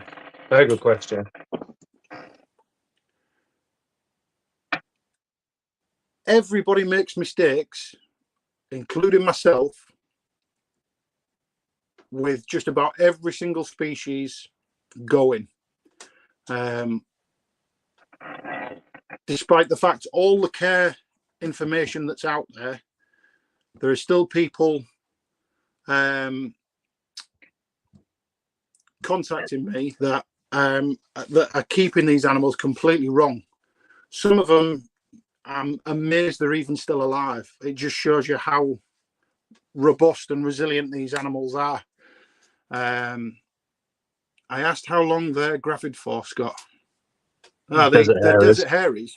Well, I'm yet to have one birth from a parent, so I can't answer that yet. But let's have a look. It was June.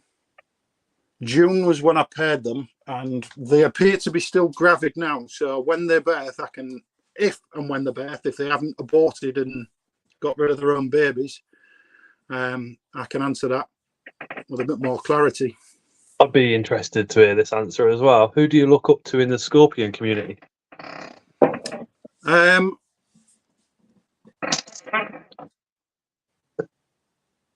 main person I tried reading every little bit of information he produced was Vince Hull Williams. I believe he's in his late 70s now. I still converse with him when I can. I'll let him know what's going on in the shed. It's his little book that got me started on this, and I've got him to thank for starting me on this journey.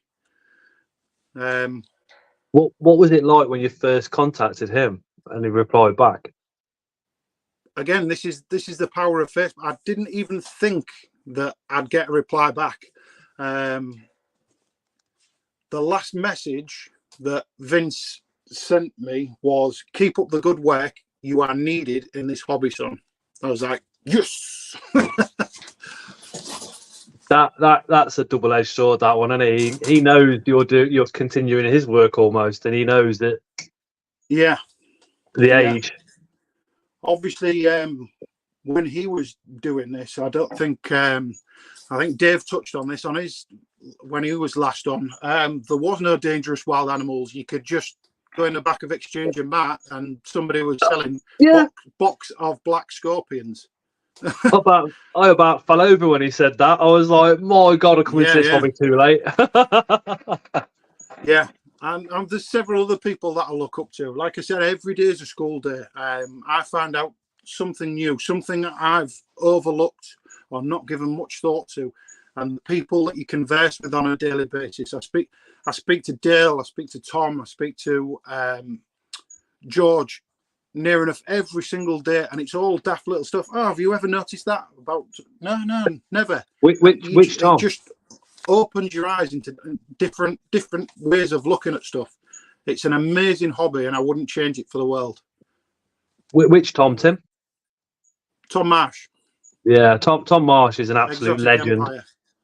Dale was in chat. Dale Strong, and then George Zachariah. They are unbelievable people. Absolutely unbelievable people. I mean, there are other Phil and Trond. I speak to quite regularly. It's just such a wonderful community to be part of. And you find everybody helps each other along the way. What was that? Oh, sorry, Tim. Are you joking? The whole community is full of dangerous wild animals. You're even sharing a screen with one. He's not a dangerous wild animal. He's just a wild animal. I miss Ellie. I do.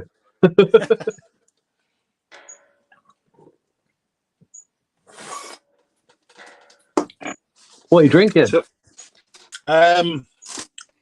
Lucasade Cherry Blast Alert. Lucasade have brought out their own. It's like Monster, but it's Lucasade. Oh. And it doesn't have all the shit in it. It's just got caffeine in it, none of the taurine and all that crap. I don't drink the energy drinks, fizzy pop or oat no more. Well, if I have any more than one can of Monster, I will shit myself. It's the Literally, caffeine. You cannot trust a fart. And yet I can drink coffee all day long, coffee and tea all day long. But if I have 2 Monsters, nah. Time to start carrying spare underwear around with me or go commando. There's a scope in the hobby that people shouldn't get. No,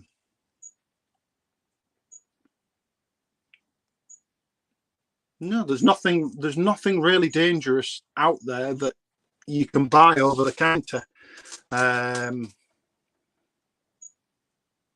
Most of what you in fact, all of what you see at the shows and in shops, 99.9% of it is perfect to have as a pet. The care requirements can easily be found out. It's just occasionally you will find something that's slipped through the net and shouldn't be there. Do you still find scorps are misidentified? Oh yes, all the time, absolutely all the time. See, this is one of the things that I've got a lot of respect for yourself and Tony, because Tony's done it, but it was with a centipede. Is the fact that you can buy a scorpion from somewhere else. I could go down to KBN Reptiles, buy a scorpion, come back, message Tim, and go, "What the fuck is this? And how do I look after it?" And Tim doesn't give you didn't buy it from me. I ain't talking to you. Tim gives you all the facts and all the information. Boom. Well, yeah. I mean, as the British tarantula hobby motto says, for the hobby, not for profit. Yeah, that should how it be across the board with everything. Yeah, 100%. Amy says, "What's your dream species?" I'd much rather help species? somebody and keep their animal alive than, even though it's a scorpion, I don't want that death on my conscience thinking, well, I should have helped that person, but I'm just going to be a complete prick and not give them the information they need. There's no need. Well, that's it. You don't give them the information, and invert dies. If you give them the information, then that invert then survives. Yeah, it doesn't matter. It doesn't matter who the person that you're chatting to could be like the worst person on the planet, or they could be the nicest person on the planet. It makes no difference. What's your dream species and do you own them? Yes, Androctonus gannetti, and I now own 2 juveniles in there. They are beautiful, black, and they have really thick tail, just how Chris normally likes them. Tim, do you have Smeringerus vaconi? I love them. I had one off Martin Goss, an old Venner 20-odd year ago, and Imanus. Yes, I do have. Hot breakfast's been around a while, especially with the scorps. I've got one female, and she's fat. I'm hopeful that she's gravid, but I think she's just in pre-molt. I think she's going to. Molt on me. Tim Oscott, do you have a bunch of crickets nearby? I keep hearing them chirping and going wild, wondering what that noise is. Yes, it's in here. I have a myriad of noises in this shed. Every now and again, you'll hear tapping, which is my female porkies on the tarantula wall over there, tapping for mates. The scorpions make so much noise, don't they? They make so much noise. Especially in those tarantula room square enclosures. My God, it reverberates through the entire shed. And at the other end, I've got a metre-tall planted enclosure with 2 white tree frogs in it. Both of them male. So they're trying to assert dominance. I'm actually surprised that they haven't started up with their wah, wah, wah, wah, all night long, which they normally do. How many scorps do you have? Species or number? Species. I don't know. Species probably around the 60, 70 mark. Individuals, hundreds. hundreds, including the babies. Is there a Is there a specific specific species of species? scorpion that special care should be taken to avoid escape because they can survive the British weather and establish themselves in the wild? That's a blooming good question. Well, we do have invasive species in this country. The Flavicardus. I have 4 examples up there that Steve Sparta's collected for me from the Down in the docks. Sheerness docks. They are, I can't remember whether it's 3 or 4 places now in the UK where they're established. We have Sheerness docks on the Isle of Is it the Isle of Sheppey? Yeah, the old I Shepherd. believe so. Yeah. We have them at the Flint Walls in Pompey in Portsmouth. And there's 2 places on the banks of the Thames where I believe they're established now as well. They came over in shipments of Italian marble in the early 1800s, and they've been here ever since. Mark's just come in with a cracking question. I know you covered it slightly earlier. It says, are there any DWA species that you don't agree should be DWA? Arizonian bark scorpion springs to Arizona mind. bark scorpions comes to mind, yes. Again, they can pack a serious wallop, but there are species of Asian forest that can... Yes, I do, hot breakfast. Yes, several of the lower down species. To me, the entire DWA list needs an overhaul for those species dangerous to human life and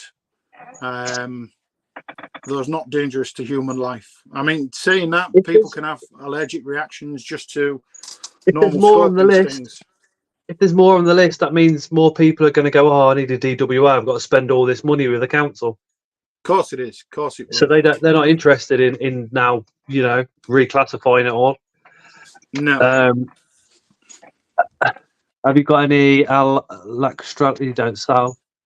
Lyocilles Australasia for sale. I have around 20 scorpions, but they're only in star 2 or 3 at the minute. I'm going to hang on to them for a couple of months, get another molt, get them fed up, and hopefully I should have some for sale in a couple of months. Yes, I've heard Italicus was down at Sheerness as well. I've not heard that.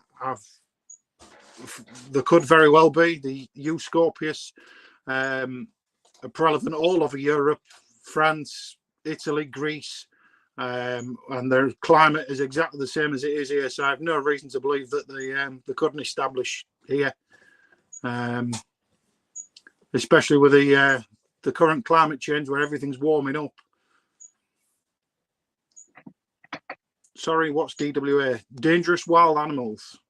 Everybody always says DWA, but I always call it DWAL, Dangerous Wild Animals License. If you say I've got my DWA, I have my Dangerous Wild Animals. I have my Dangerous Wild Animals License. When pairing, can 2 different breeds of scorpions be bred, crossbreed? Is that possible? It is possible, yes. They do it in the wild, so there's no reason that they couldn't do it in the British hobby. Immediately springs to mind, I have Desert Hairy Intergrade, which is a naturally occurring hybrid of an Arizonensis and a Pallidus. Sorry, security lights have just come on. There is a fox in my garden.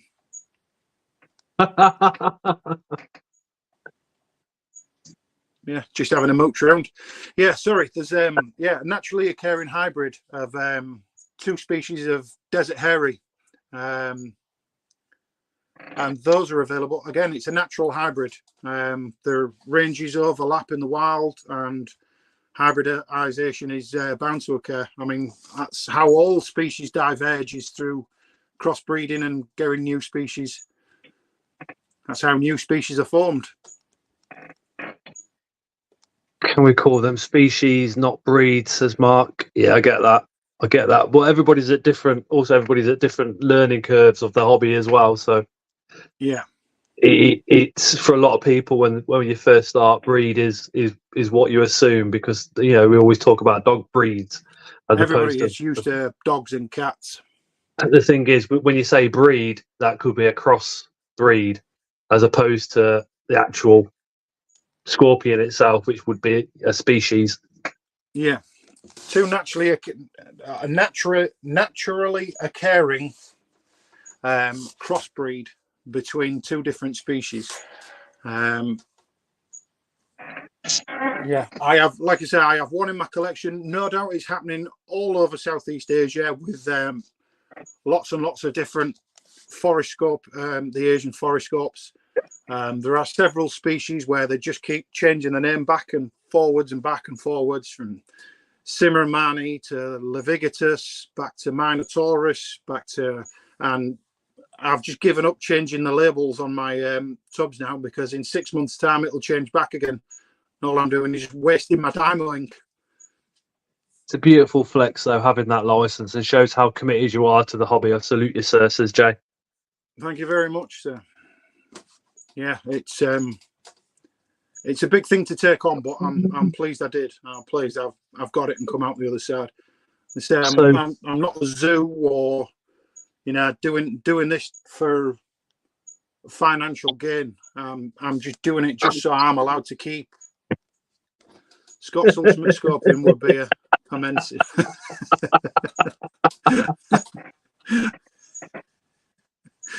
Amy, I'm sure Tim's answer is going to be the same as mine. It's just practice, although Tim's exceptionally better than what I am. Scientific names, very impressive. Again, it's repetition. It's like learning to play a guitar. You pluck at the strings often enough, you just pick them up. The Ocarinatus, absolutely stunning species. Yeah, you can do. Yeah, the male has just shed, so has just molted, so I won't get him out because he's still at the soft stage. But the female can come out.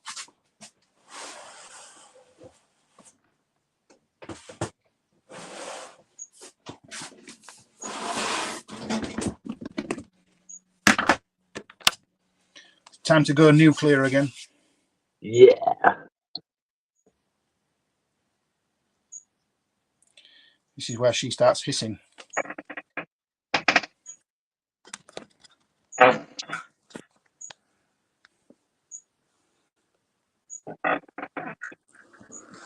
Oh, Josh, you're right there. That is stunning. Colours on her. Yeah.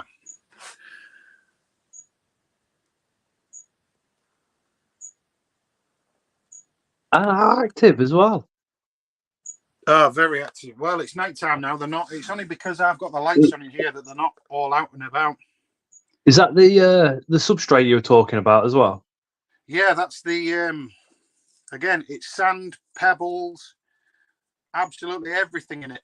Really, really good substrate. One of the best on the well, it's the only one I use now. I used to use playing sand, children's play sand, because I was just going through so much of it. But I find if you spend a little bit more than what you normally do, you're not as blasé with it. You tend to keep hold of it.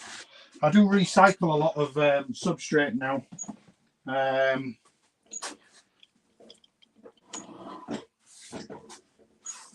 Most of the sand substrate I'll reuse and reuse.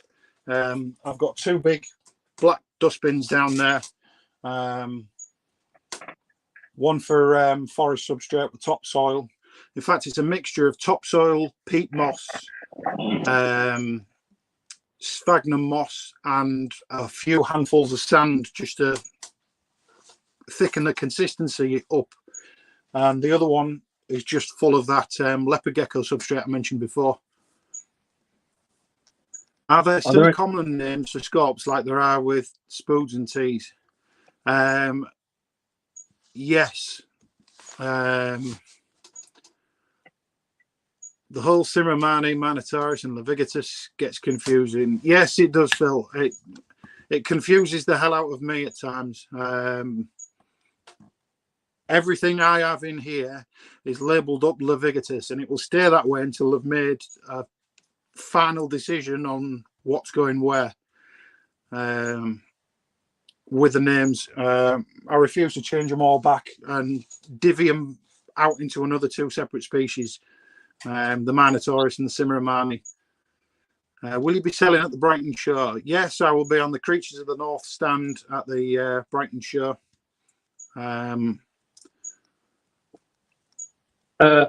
Amy, Irish peat moss, absolutely love it. Still no mold, no mushrooms, no nothing. Even with enclosures where I haven't added springtails, I think it's awesome. Just this year, we won't be able to buy it as public, but you will be able to buy it if you're a business. Or well, it will be supplied only for commercial use. So I suppose you interpret that out however you interpret it. There is still quite a big stockpile at like garden centres and stuff like that, so you can still get it even though they've banned it, because obviously it will be there until the stocks run out. Like, it's such a grey area with moss and things like that. I'm sure somebody told me the other day, they said it's actually illegal to go out and pick sphagnum moss. what? Yeah, that's what I said. No, that can't be right. I haven't looked into it, but somebody told me that it was illegal to go and pick sphagnum moss. I mean, how you'd police it, I don't know. But No, the things that I've learned over the years is if you're going to go out and pick moss, you need the landowner's permission, because without that permission, technically it's stealing. But what I do, you'd be better off telling them it's a bag of weed nowadays. Yeah, then they'll just say carry on, like. But yeah, I think when it comes to moss, there is some really rare species of moss in the UK. So if you've got an identification book, or if you take a picture of it and Google it, then you can just be a bit more aware that if it is the rare one, you leave it alone. But then the other important thing is only take like a small amount of the moss. Don't be stripping off meters of it, because you want it to be sustaining, because you might want it for your tarantulas, but what you've got to remember is it's also its own microenvironment. So it's already full of inverts, and it's already supporting the local environment where you're taking it from. So you only want to take little bits. Yeah, definitely. Is it true some people sell spinifers as Pandinus imperators, and if so, how do you tell the difference? Yes, just last year there was a pet shop, I can't remember the name of it now, that was selling emperor scorpions, and I had 2 or 3 people contact me and say, I bought these emperors and they don't look like emperors. Granted, they were only maybe 2-inch juveniles, and I contacted the shop and said, look, I hate to be the bearer of bad news, but these are not emperor scorpions. They are. We bought them off a reputable breeder. I went, okay, who's this breeder? And they just cut all communication, refused to give me any more information, and just continue selling them at 50 quid a pop, baby spinifers marked up as emperors, because they don't care, because it's extra money. Yeah, of course it is. Yeah, they weren't bothered. To me, that says fuck that pet shop off completely. Yeah. Not just me though, a few other people contacted him. I remember George contacted him, and they just immediately blocked him. You don't know anything, and blocked him. Really? So that was nice of them. So what was that last question? I missed it.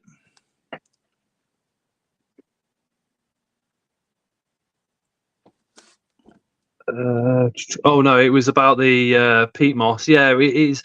I can't remember. You'll have to Google it. It's either being banned in 2024 or it is banned. Irish peat moss. Oh yeah, pretty brilliant stuff. Mm. Yeah, I mean, I use as much foraging stuff as I can. All my bark, all my moss, It's all found and foraged near here. Luckily, we have a lot of wooded areas and little spots of natural beauty in and around East Yorkshire. I can get it now, but previously around Coventry, it was just like, oh God, there's nowhere really in Coventry that you could trust. Even Coombe Abbey, which is like the local park, big park. It's got trees, moss, everything. The warden there said, yeah, not a problem. You know, just don't take it from this area because we've got a certain beetle. And I was like, yeah, wicked. And then about 3 years ago, I stopped because next to Coombe Abbey is a farmer's field. So you've got the runoff of the farmer's field coming down. So the fertilisers, pesticides. Behind that is the Rolls-Royce old test engines, test bays. And I know this because I work there and I know what's in the ground. And I was like, if that's even come this way, no, not. Yeah, I think I'll leave it. That's So going to be a lot of dead spiders you've got. Exactly. And I have had deaths, and since swapping over to other moss, I'm pretty well all right now.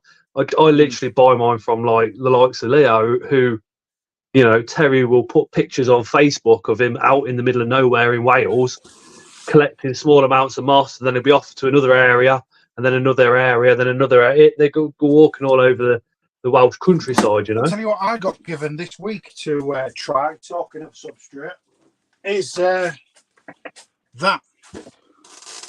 Pro Rep leaf litter. Comes in a block. It's got a picture of a millipede on the front. Really good stuff.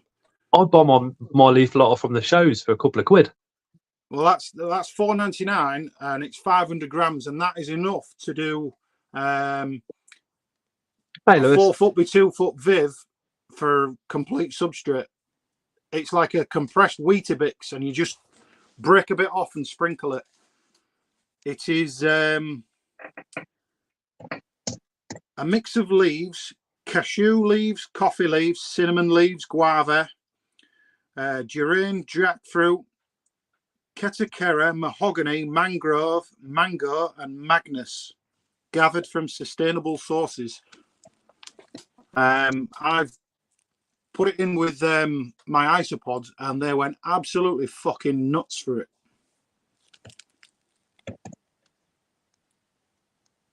Leaf litter block from Pro Rep. Oh, I'll have to have a look at that. Yeah, really good stuff. But that one brick there, like I say, it's like crumbling a Weetabix, and that's enough to do a 4 foot viv. Like completely carpet it. Oh wow! Yeah. You don't need to add it to water or anything. You just crumble it straight out the brick, compressed. Hello, Trond. Trond says Scott's invert.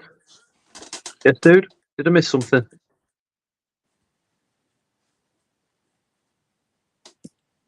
He's normally asleep by now, isn't he? He is, yeah. It's because you're here. You know what he's like. He's like, oh, Tim's here. He's seen all this lot firsthand. He's having special Tron time at the moment. Yeah, yeah. I've just sent George the message to see if he remembers the name of the pet shop, but I think he's probably asleep. Piggy, Scott, when are you going to shave that bum fluff off? Never, dude.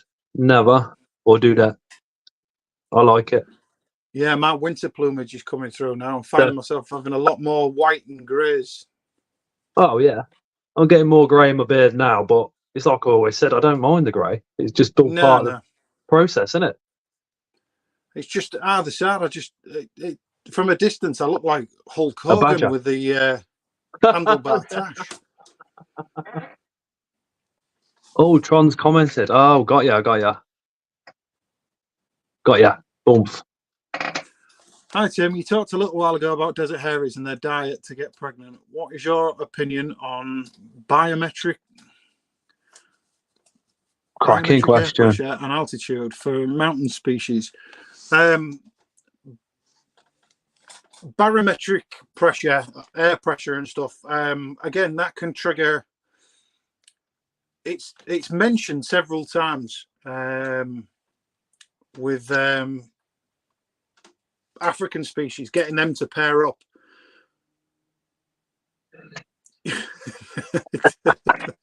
Yes, Dave, I do. Yeah, it's mentioned several species in several species for getting them to pair and drop young and stuff. The barometric pressure, obviously, when in Africa and places like that, Africa, India, you have a wet season and a dry season. When the wet season comes, obviously the barometric pressure goes up through the roof. You get all the thunder, lightning, and rainstorms. So, yeah, how we have to deal with it, or how I deal with it in this country, is I try and get my pairings done for African species just before winter, and then I have to keep the temperatures up during winter so that the birth, when it starts getting warm in summer,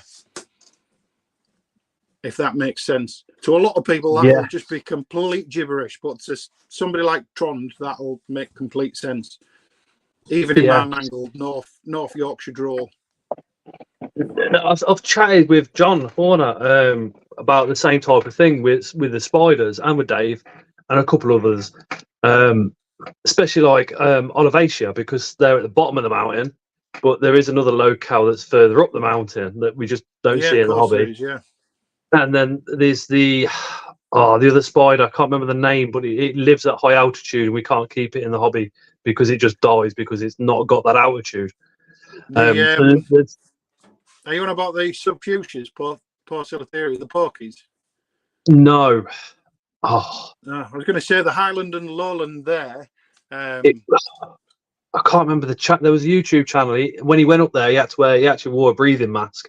Yeah, because the oxygen's that low. I can't remember the name of it. It's been a while.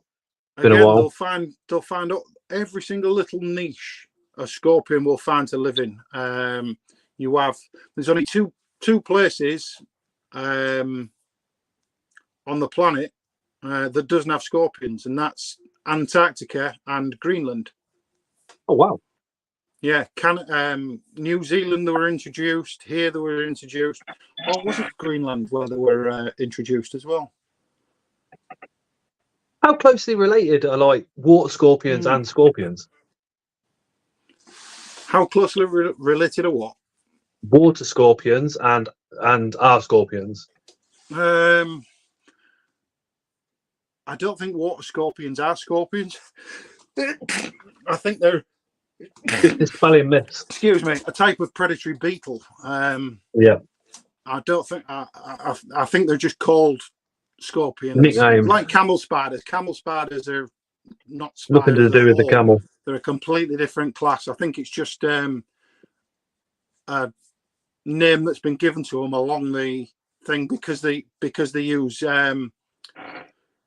their raptor appendages at the front to grab prey. Cheers, Leah. Thank you. I'm glad somebody's got manners.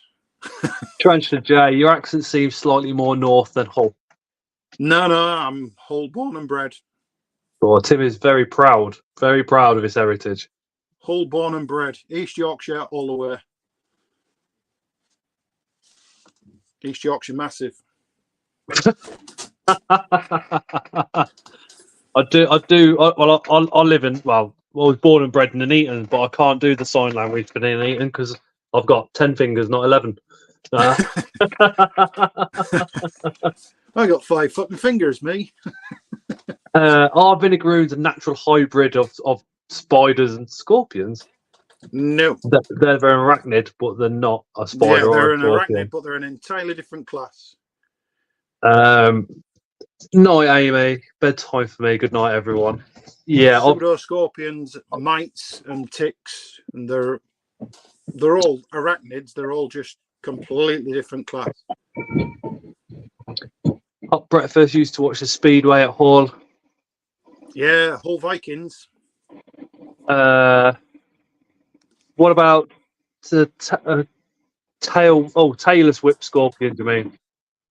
Amblypagi, yeah. Again, they're a class of arachnid, but they're it's not like that's not a true all accent, Tim. Get fucked, Tasty. You live literally 2 minutes away from me. You sound like me.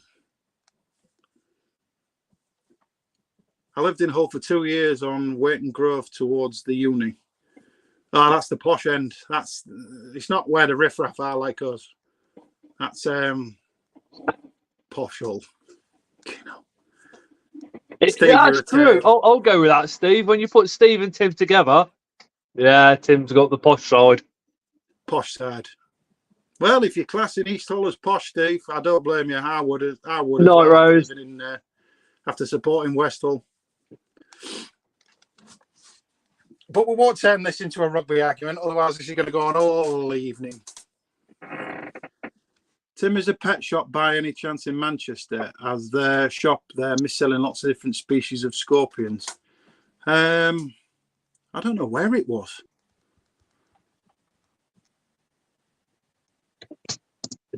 George says, I can't remember the name of the pet shop. He says, the fuckers blocked me straight away.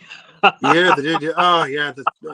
They just laughed us out there and went, no, they're not. You two know nothing. All right. You see me All right, in Coventry. just carry on scamming people then. Don't worry, I'll put it all over every single social media page that I can that you're not selling emperors. But yeah, crack on. If you don't want to listen to us, then we can't help you, but we can stop you doing what you're doing. Can you not speak to the people that agree for you to have your DWA and say, look, this is going on over there? Can you... Again, different jurisdiction. Every council's the same. They'll have their own pet shop licenses, and every single county is different. Every single council. Why it's not all one thing is it beggars belief.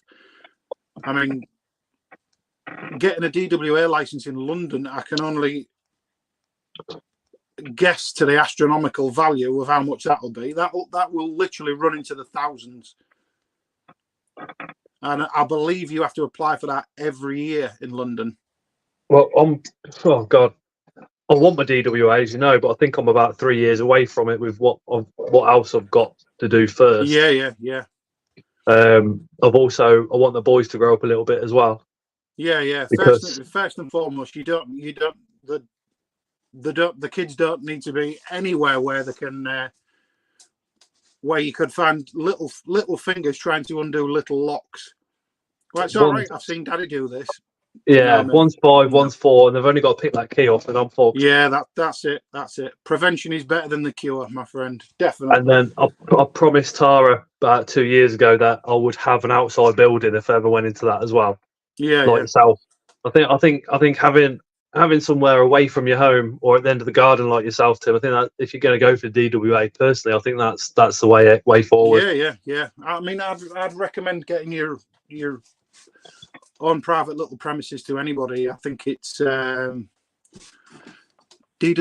Hold on, it's $2,500 where I live, and they impose near impossible conditions. Yeah, like I say, some councils just literally do not want you to have one. And then over in Wales, it's 90 quid. Yeah, like I say, it'll be 30 odd quid for your personal license and 90 for the how much it for changes? the administration costs. I mean, the cheapest bit was for me was the insurance. I put like so many £100 aside for the insurance. I mean, I'm not going to go into details on my policy, but it was way cheaper than what I thought it was going to be. I don't quite know how the public liability insurance stand. What is the point in getting it? Because if any animals escape, your insurance policy is null and void anyway. So why bother having it?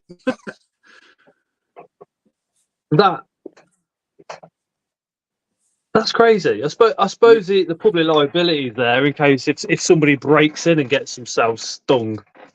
I mean, there's enough warning signs up and around this place. There's the outside of the building is pictured. There's signs up everywhere. All the windows are facing front. Literally, anybody can look through these windows. Your opportunistic thieves, You know, people who are looking for things to steal and sell for habits and things. Nothing in here is any good to you. That's why there's windows all over the place. You're not going to make any money taking 3 or 4 of these scorpions to the pub and say, "Excuse me, mate, don't suppose you want to buy this, do you?" Literally, there is nothing in here for you. Live food, scorpions, and a few books. Anton says, "Is there scorpions that's not on the DWA that should be, such like the sand spider?" No, but I honestly believe it's the other way around. There are plenty of scorpions that are on the DWA list that don't need to be. There are far worse things out there that you can keep. Centipedes should not be handled lightly or taken lightly. No, definitely not. Lightning quick. I mean, not even dangerous to life, but I know people that have been bit by them and said it's one of the worst things they've ever experienced in their lives. I know somebody that's been stung by a deathstalker and bitten by a large, I believe it was a Dihani, one of the big scolopendras, and he said the Dihani was way worse than the deathstalker, way worse. I can't just a searing hot pain from the minute of being bitten. I can't remember the name of the species, but Dave got hit by a centipede many years ago, and he says his finger has never been right since. He said there's neurological damage going on and muscle damage. He said it shakes. He experiences pain in it every now and again. Certain centipede venom they've associated with heart conditions like 20-30 years later after the bite. Shit. It's scary stuff, really is. I am gonna have to start drawing it to a close, unfortunately, Tim, because I've got no worries. I've got an hour's drive in the morning to my first job. No worries. Hey Nessa, we'll sign off. Leave it at that. I've enjoyed this one. It's been good. If your wife and children are still watching, I think on behalf of not only myself but the whole entire hobby, thank you so much for supporting Tim and literally just giving him free range to go off and do everything he's doing. You guys have got no idea the positive impact that he has on the hobby. It's very humbling, the amount of support that we massive that I'm receiving at the minute. Very humbling, and it makes me proud to be in this hobby. It really does. I have a lot of friends and a lot of people willing to do a lot of things for you. It's brilliant. I think we're the ones that are privileged to have you in the hobby. Well, like I said to you before, if you leave the hobby a better place than when you joined, all it can ever do is grow and get bigger and better. So that's what we should be striving to do with everything, really. But should join more, Tim, for casual chats when you have the time. Yeah, like I say, most nights I'm in here, and when I'm not in here, it's I'm trying to juggle time with the children and spending quality time with the wife and a million other things that I have to do around the house. But there aren't enough hours in the day. I mean, my wife probably puts up with a bit more than the average, but I mean, the whole stream, every cup of tea, it's the wife's come in and made me a cup of tea. Nice. You see, I'm at the bottom of the garden. That's why I brought 2 of those with me, and I forgot my vape, which has been a bit of a nightmare, but I'll live with it. It won't do me any harm to. BTS is confirmed, time off, and airplane tickets paid. Can't wait. Night, everyone. Nitron, all the best, mate. Nitron, he's just put 100 knock on the chat as well. Thank you, dude. Good lad, is that Tron? Good lad. Yeah, oh mate, yeah, unbelievable guy. Yeah, he's a credit to the hobby. Shame they don't have the amount of scorpion keepers in Norway instead of what they do here. It'd be if he's coming over for BTS, you know what that means. He'll be out the night before. Yes, he will. Yes. Oh yeah, I've already got some stuff put aside for Tron, his t-shirt and whatnot. Within 5 minutes, can I have a t-shirt? Can I have a t-shirt? Tron, I already put you onto one side. Don't worry about it, sunshine. Did you get many people come forward after I did that on Facebook? Or There's a few people, yeah, but wicked. again, like Dave said on his last one, to go out and get half a dozen of each size printed and buy the t-shirts and stuff, you're looking at like thick end of £1,000. And I was like, wow. Hot breakfast. You're going to be the fill-in to mine of Tim's sandwich. Yeah, you can be Lucky Pierre in the middle. When are you doing the mugs? Do you know what? It's not something I've ever thought of. I mean, I've got a cupboard full of everybody's mugs there. But we need a Tim Baxter one. I've got a So Many Legs one. I've got a Mark the Spider Guy one. I've got a Spar Spiders one. I've got a Seas one. I've got a Creatures of the North one. I've got quite a few. Whenever I see one, I'm just like, "Ooh, I'll get a new mug." I think I bring them home, and my missus says, "We stop buying mugs. We've got too many fucking mugs." Sorry. I've got 2 or 3 Spar Spiders because Daddy Spar did me one with my logo on one side, theirs on the other. Daddy Spar. Incredible inverts, bedroom. I've got flipping. Well, I say I've got loads. I haven't. Tara robs them all. Apart from, I managed to keep hold of this one and my Phil one so far. Yeah, I ain't got an Uncle Dave one. You need an Uncle Dave one. Yeah, I ain't got an Uncle Dave anything, to be honest. I was going to get a t-shirt, but every time I get round to going and getting one, it's the end of the show, and all the most of the sizes have gone, or the XLs anyway. Did you manage to squeeze into your XL t-shirt? Just. Yeah, it's all right actually. XL just fits me perfect. Did you not have to get on a stretching machine to go around your gut or anything? No. No. Bastard. No, that shocked me as that, mate. Honestly, I thought it was going to be like a fucking tank top on you. I thought you was a nice bloke.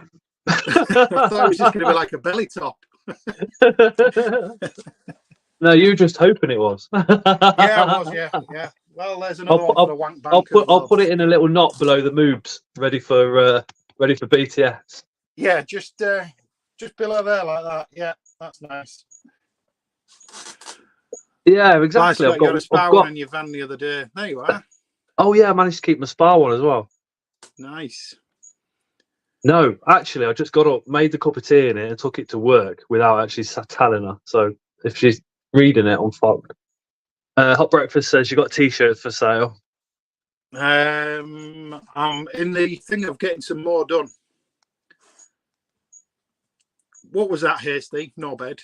XL. Steve, you're not getting in an XL. Triple XL. Yeah, these are XL. All XL Mars shirts, mate.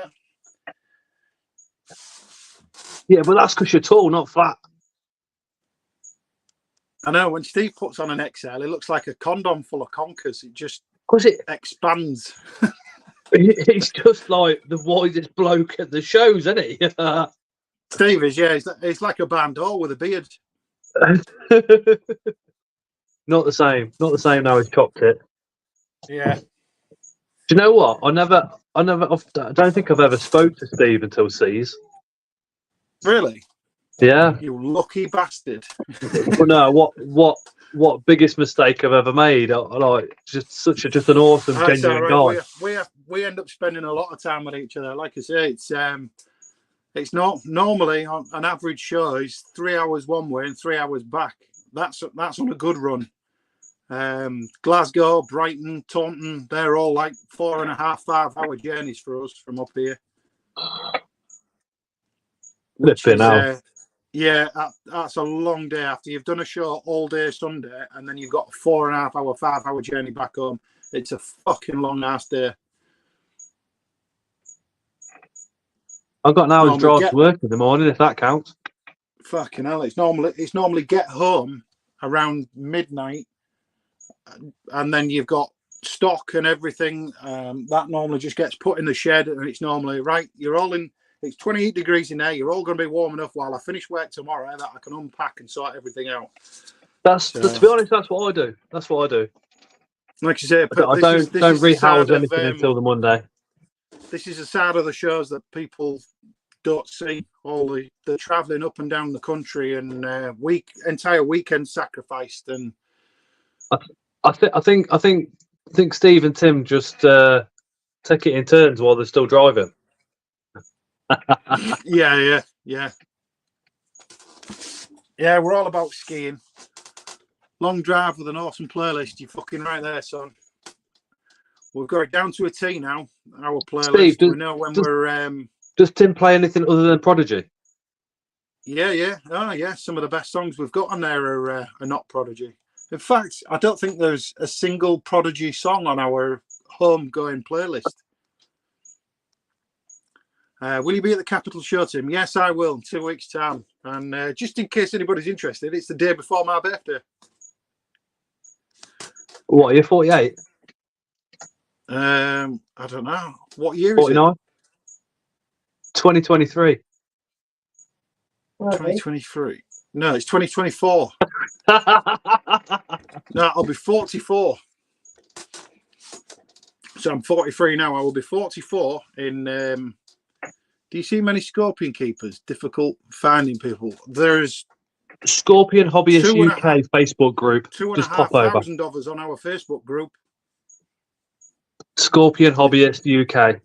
Yeah, we're more joining all the time. Lincoln Park and Elastica. We'll add one, Tim. Yeah, we will. We'll put a Prodigy banger on there. What do we go with? Tim will be 64 the day after the show. 1975-49. Terry's 41 in November. Fuck off. 41 in November. Terry doesn't look 40. No, he can't be. She's taking a piss. I'd have put him early to mid-30s, Terry. I said this. Yeah, he must be, because I know I've reacted the same to him to his age in the past. Weird. Mental, isn't it? He literally looks early 30s. That's it. Next thing you'll be telling me, Jeremy's like 53 or some shit like that. Just completely blow my mind. You'd assume, Jeremy, if you didn't know him, if you'd only spoke to him on Messenger and never seen him as a picture, you would expect him to be in his 40s because of the knowledge he's got. Yeah, definitely. Do you know what I mean? Steve's 41 next. Leah's 35. She went for a sugar daddy. Tara went for a sugar daddy and got disappointed. Yeah, she got fucking what's the word? Sweetener. She got the sweetener. You listening? So, right, I'm gonna. I'll sign off then and go get a. Fucking hell, there's that red runner roach that escaped earlier. Gotcha.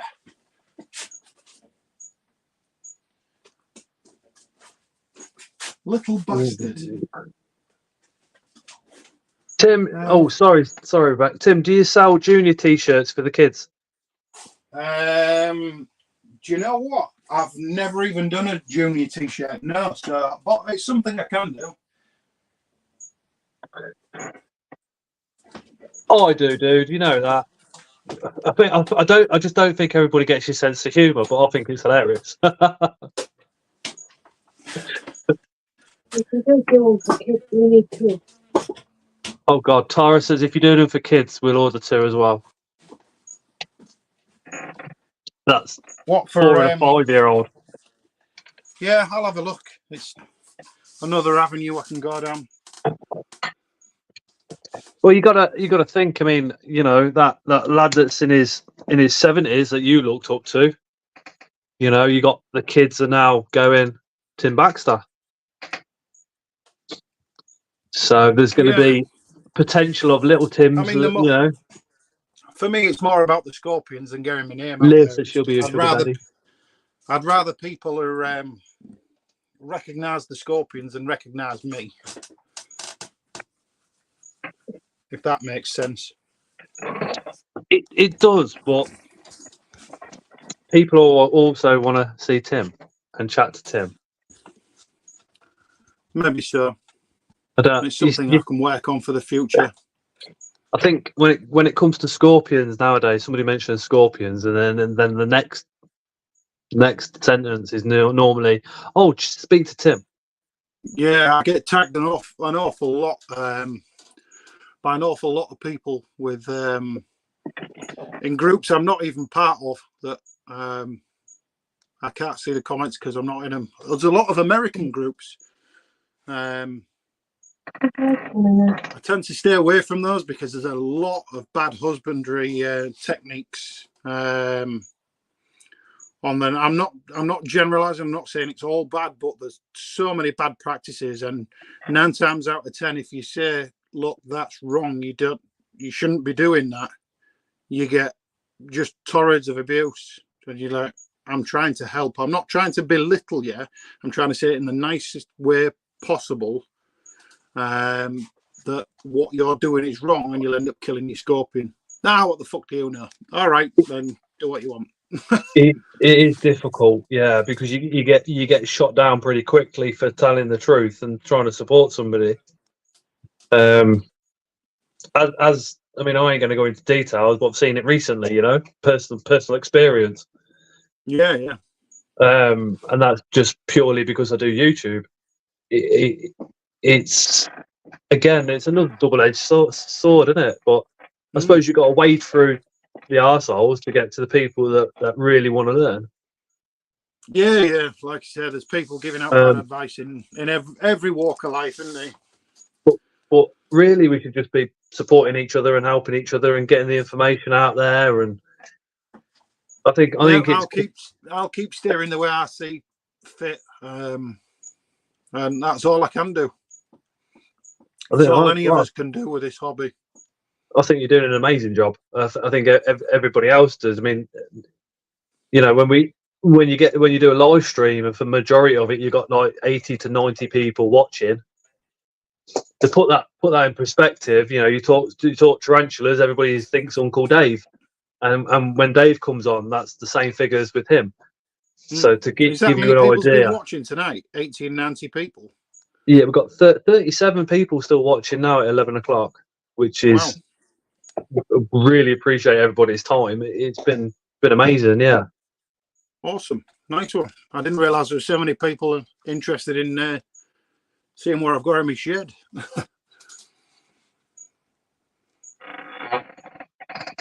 Yeah, that's true, but you battle through it. There's diplomacy works 9 times out of 10. Especially with a face like Scott's. Fucking hell, how can anybody look at that and not abuse it? Why do you think Chris is so enthusiastic? But man, Chris gets a lot of abuse from us, so it swings and roundabouts. Oh. God bless him. This is why you need those Facebook groups that are referred to a lot, like the Scorpion Hobbyist UK.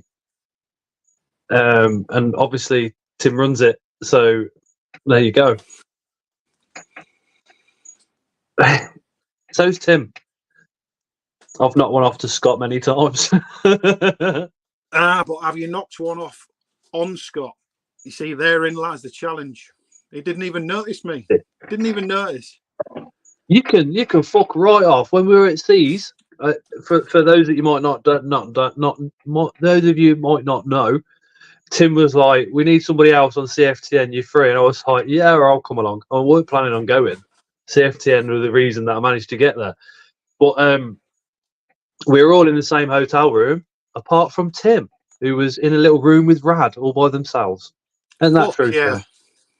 With lots of whiskey and all the rest of it, and I'm special. I just get to drink whiskey and get my own room.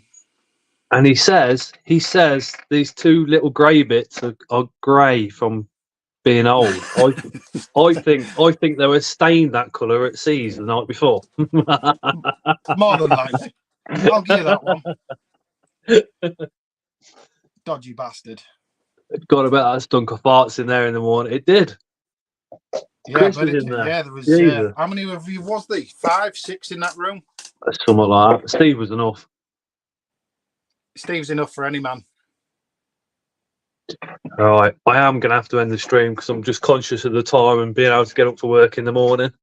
And Yeah, go for it. I have got a bit of a I'll drive. I'll say good night to everybody. Thank you for joining me and Again. looking around the shed. It's been nice. Again, a huge thanks to you, Tim, for popping on again. And again, extended thank you to your family for, you know, kind of allowing you to do it all. Yeah, giving me up for the best part of 2 years so I can get all this lot squared away. So yeah, thank you very much, and I'll see you all at the Capital show in 2 weeks at Kempton. And congratulations on that DWA again. Cheers, dude. Thank you. Absolutely awesome. So proud of you. It's unreal. So yeah. Yeah, me too, man. Thank you. To everybody in chat, thank you very much for coming along. If you've been here since the very beginning of the tonight, wow, thank you. Yeah, that is incredible. But yeah, thank you. For fucking 3 hours about scorps. Fair play Thank you to everybody popping along, supporting.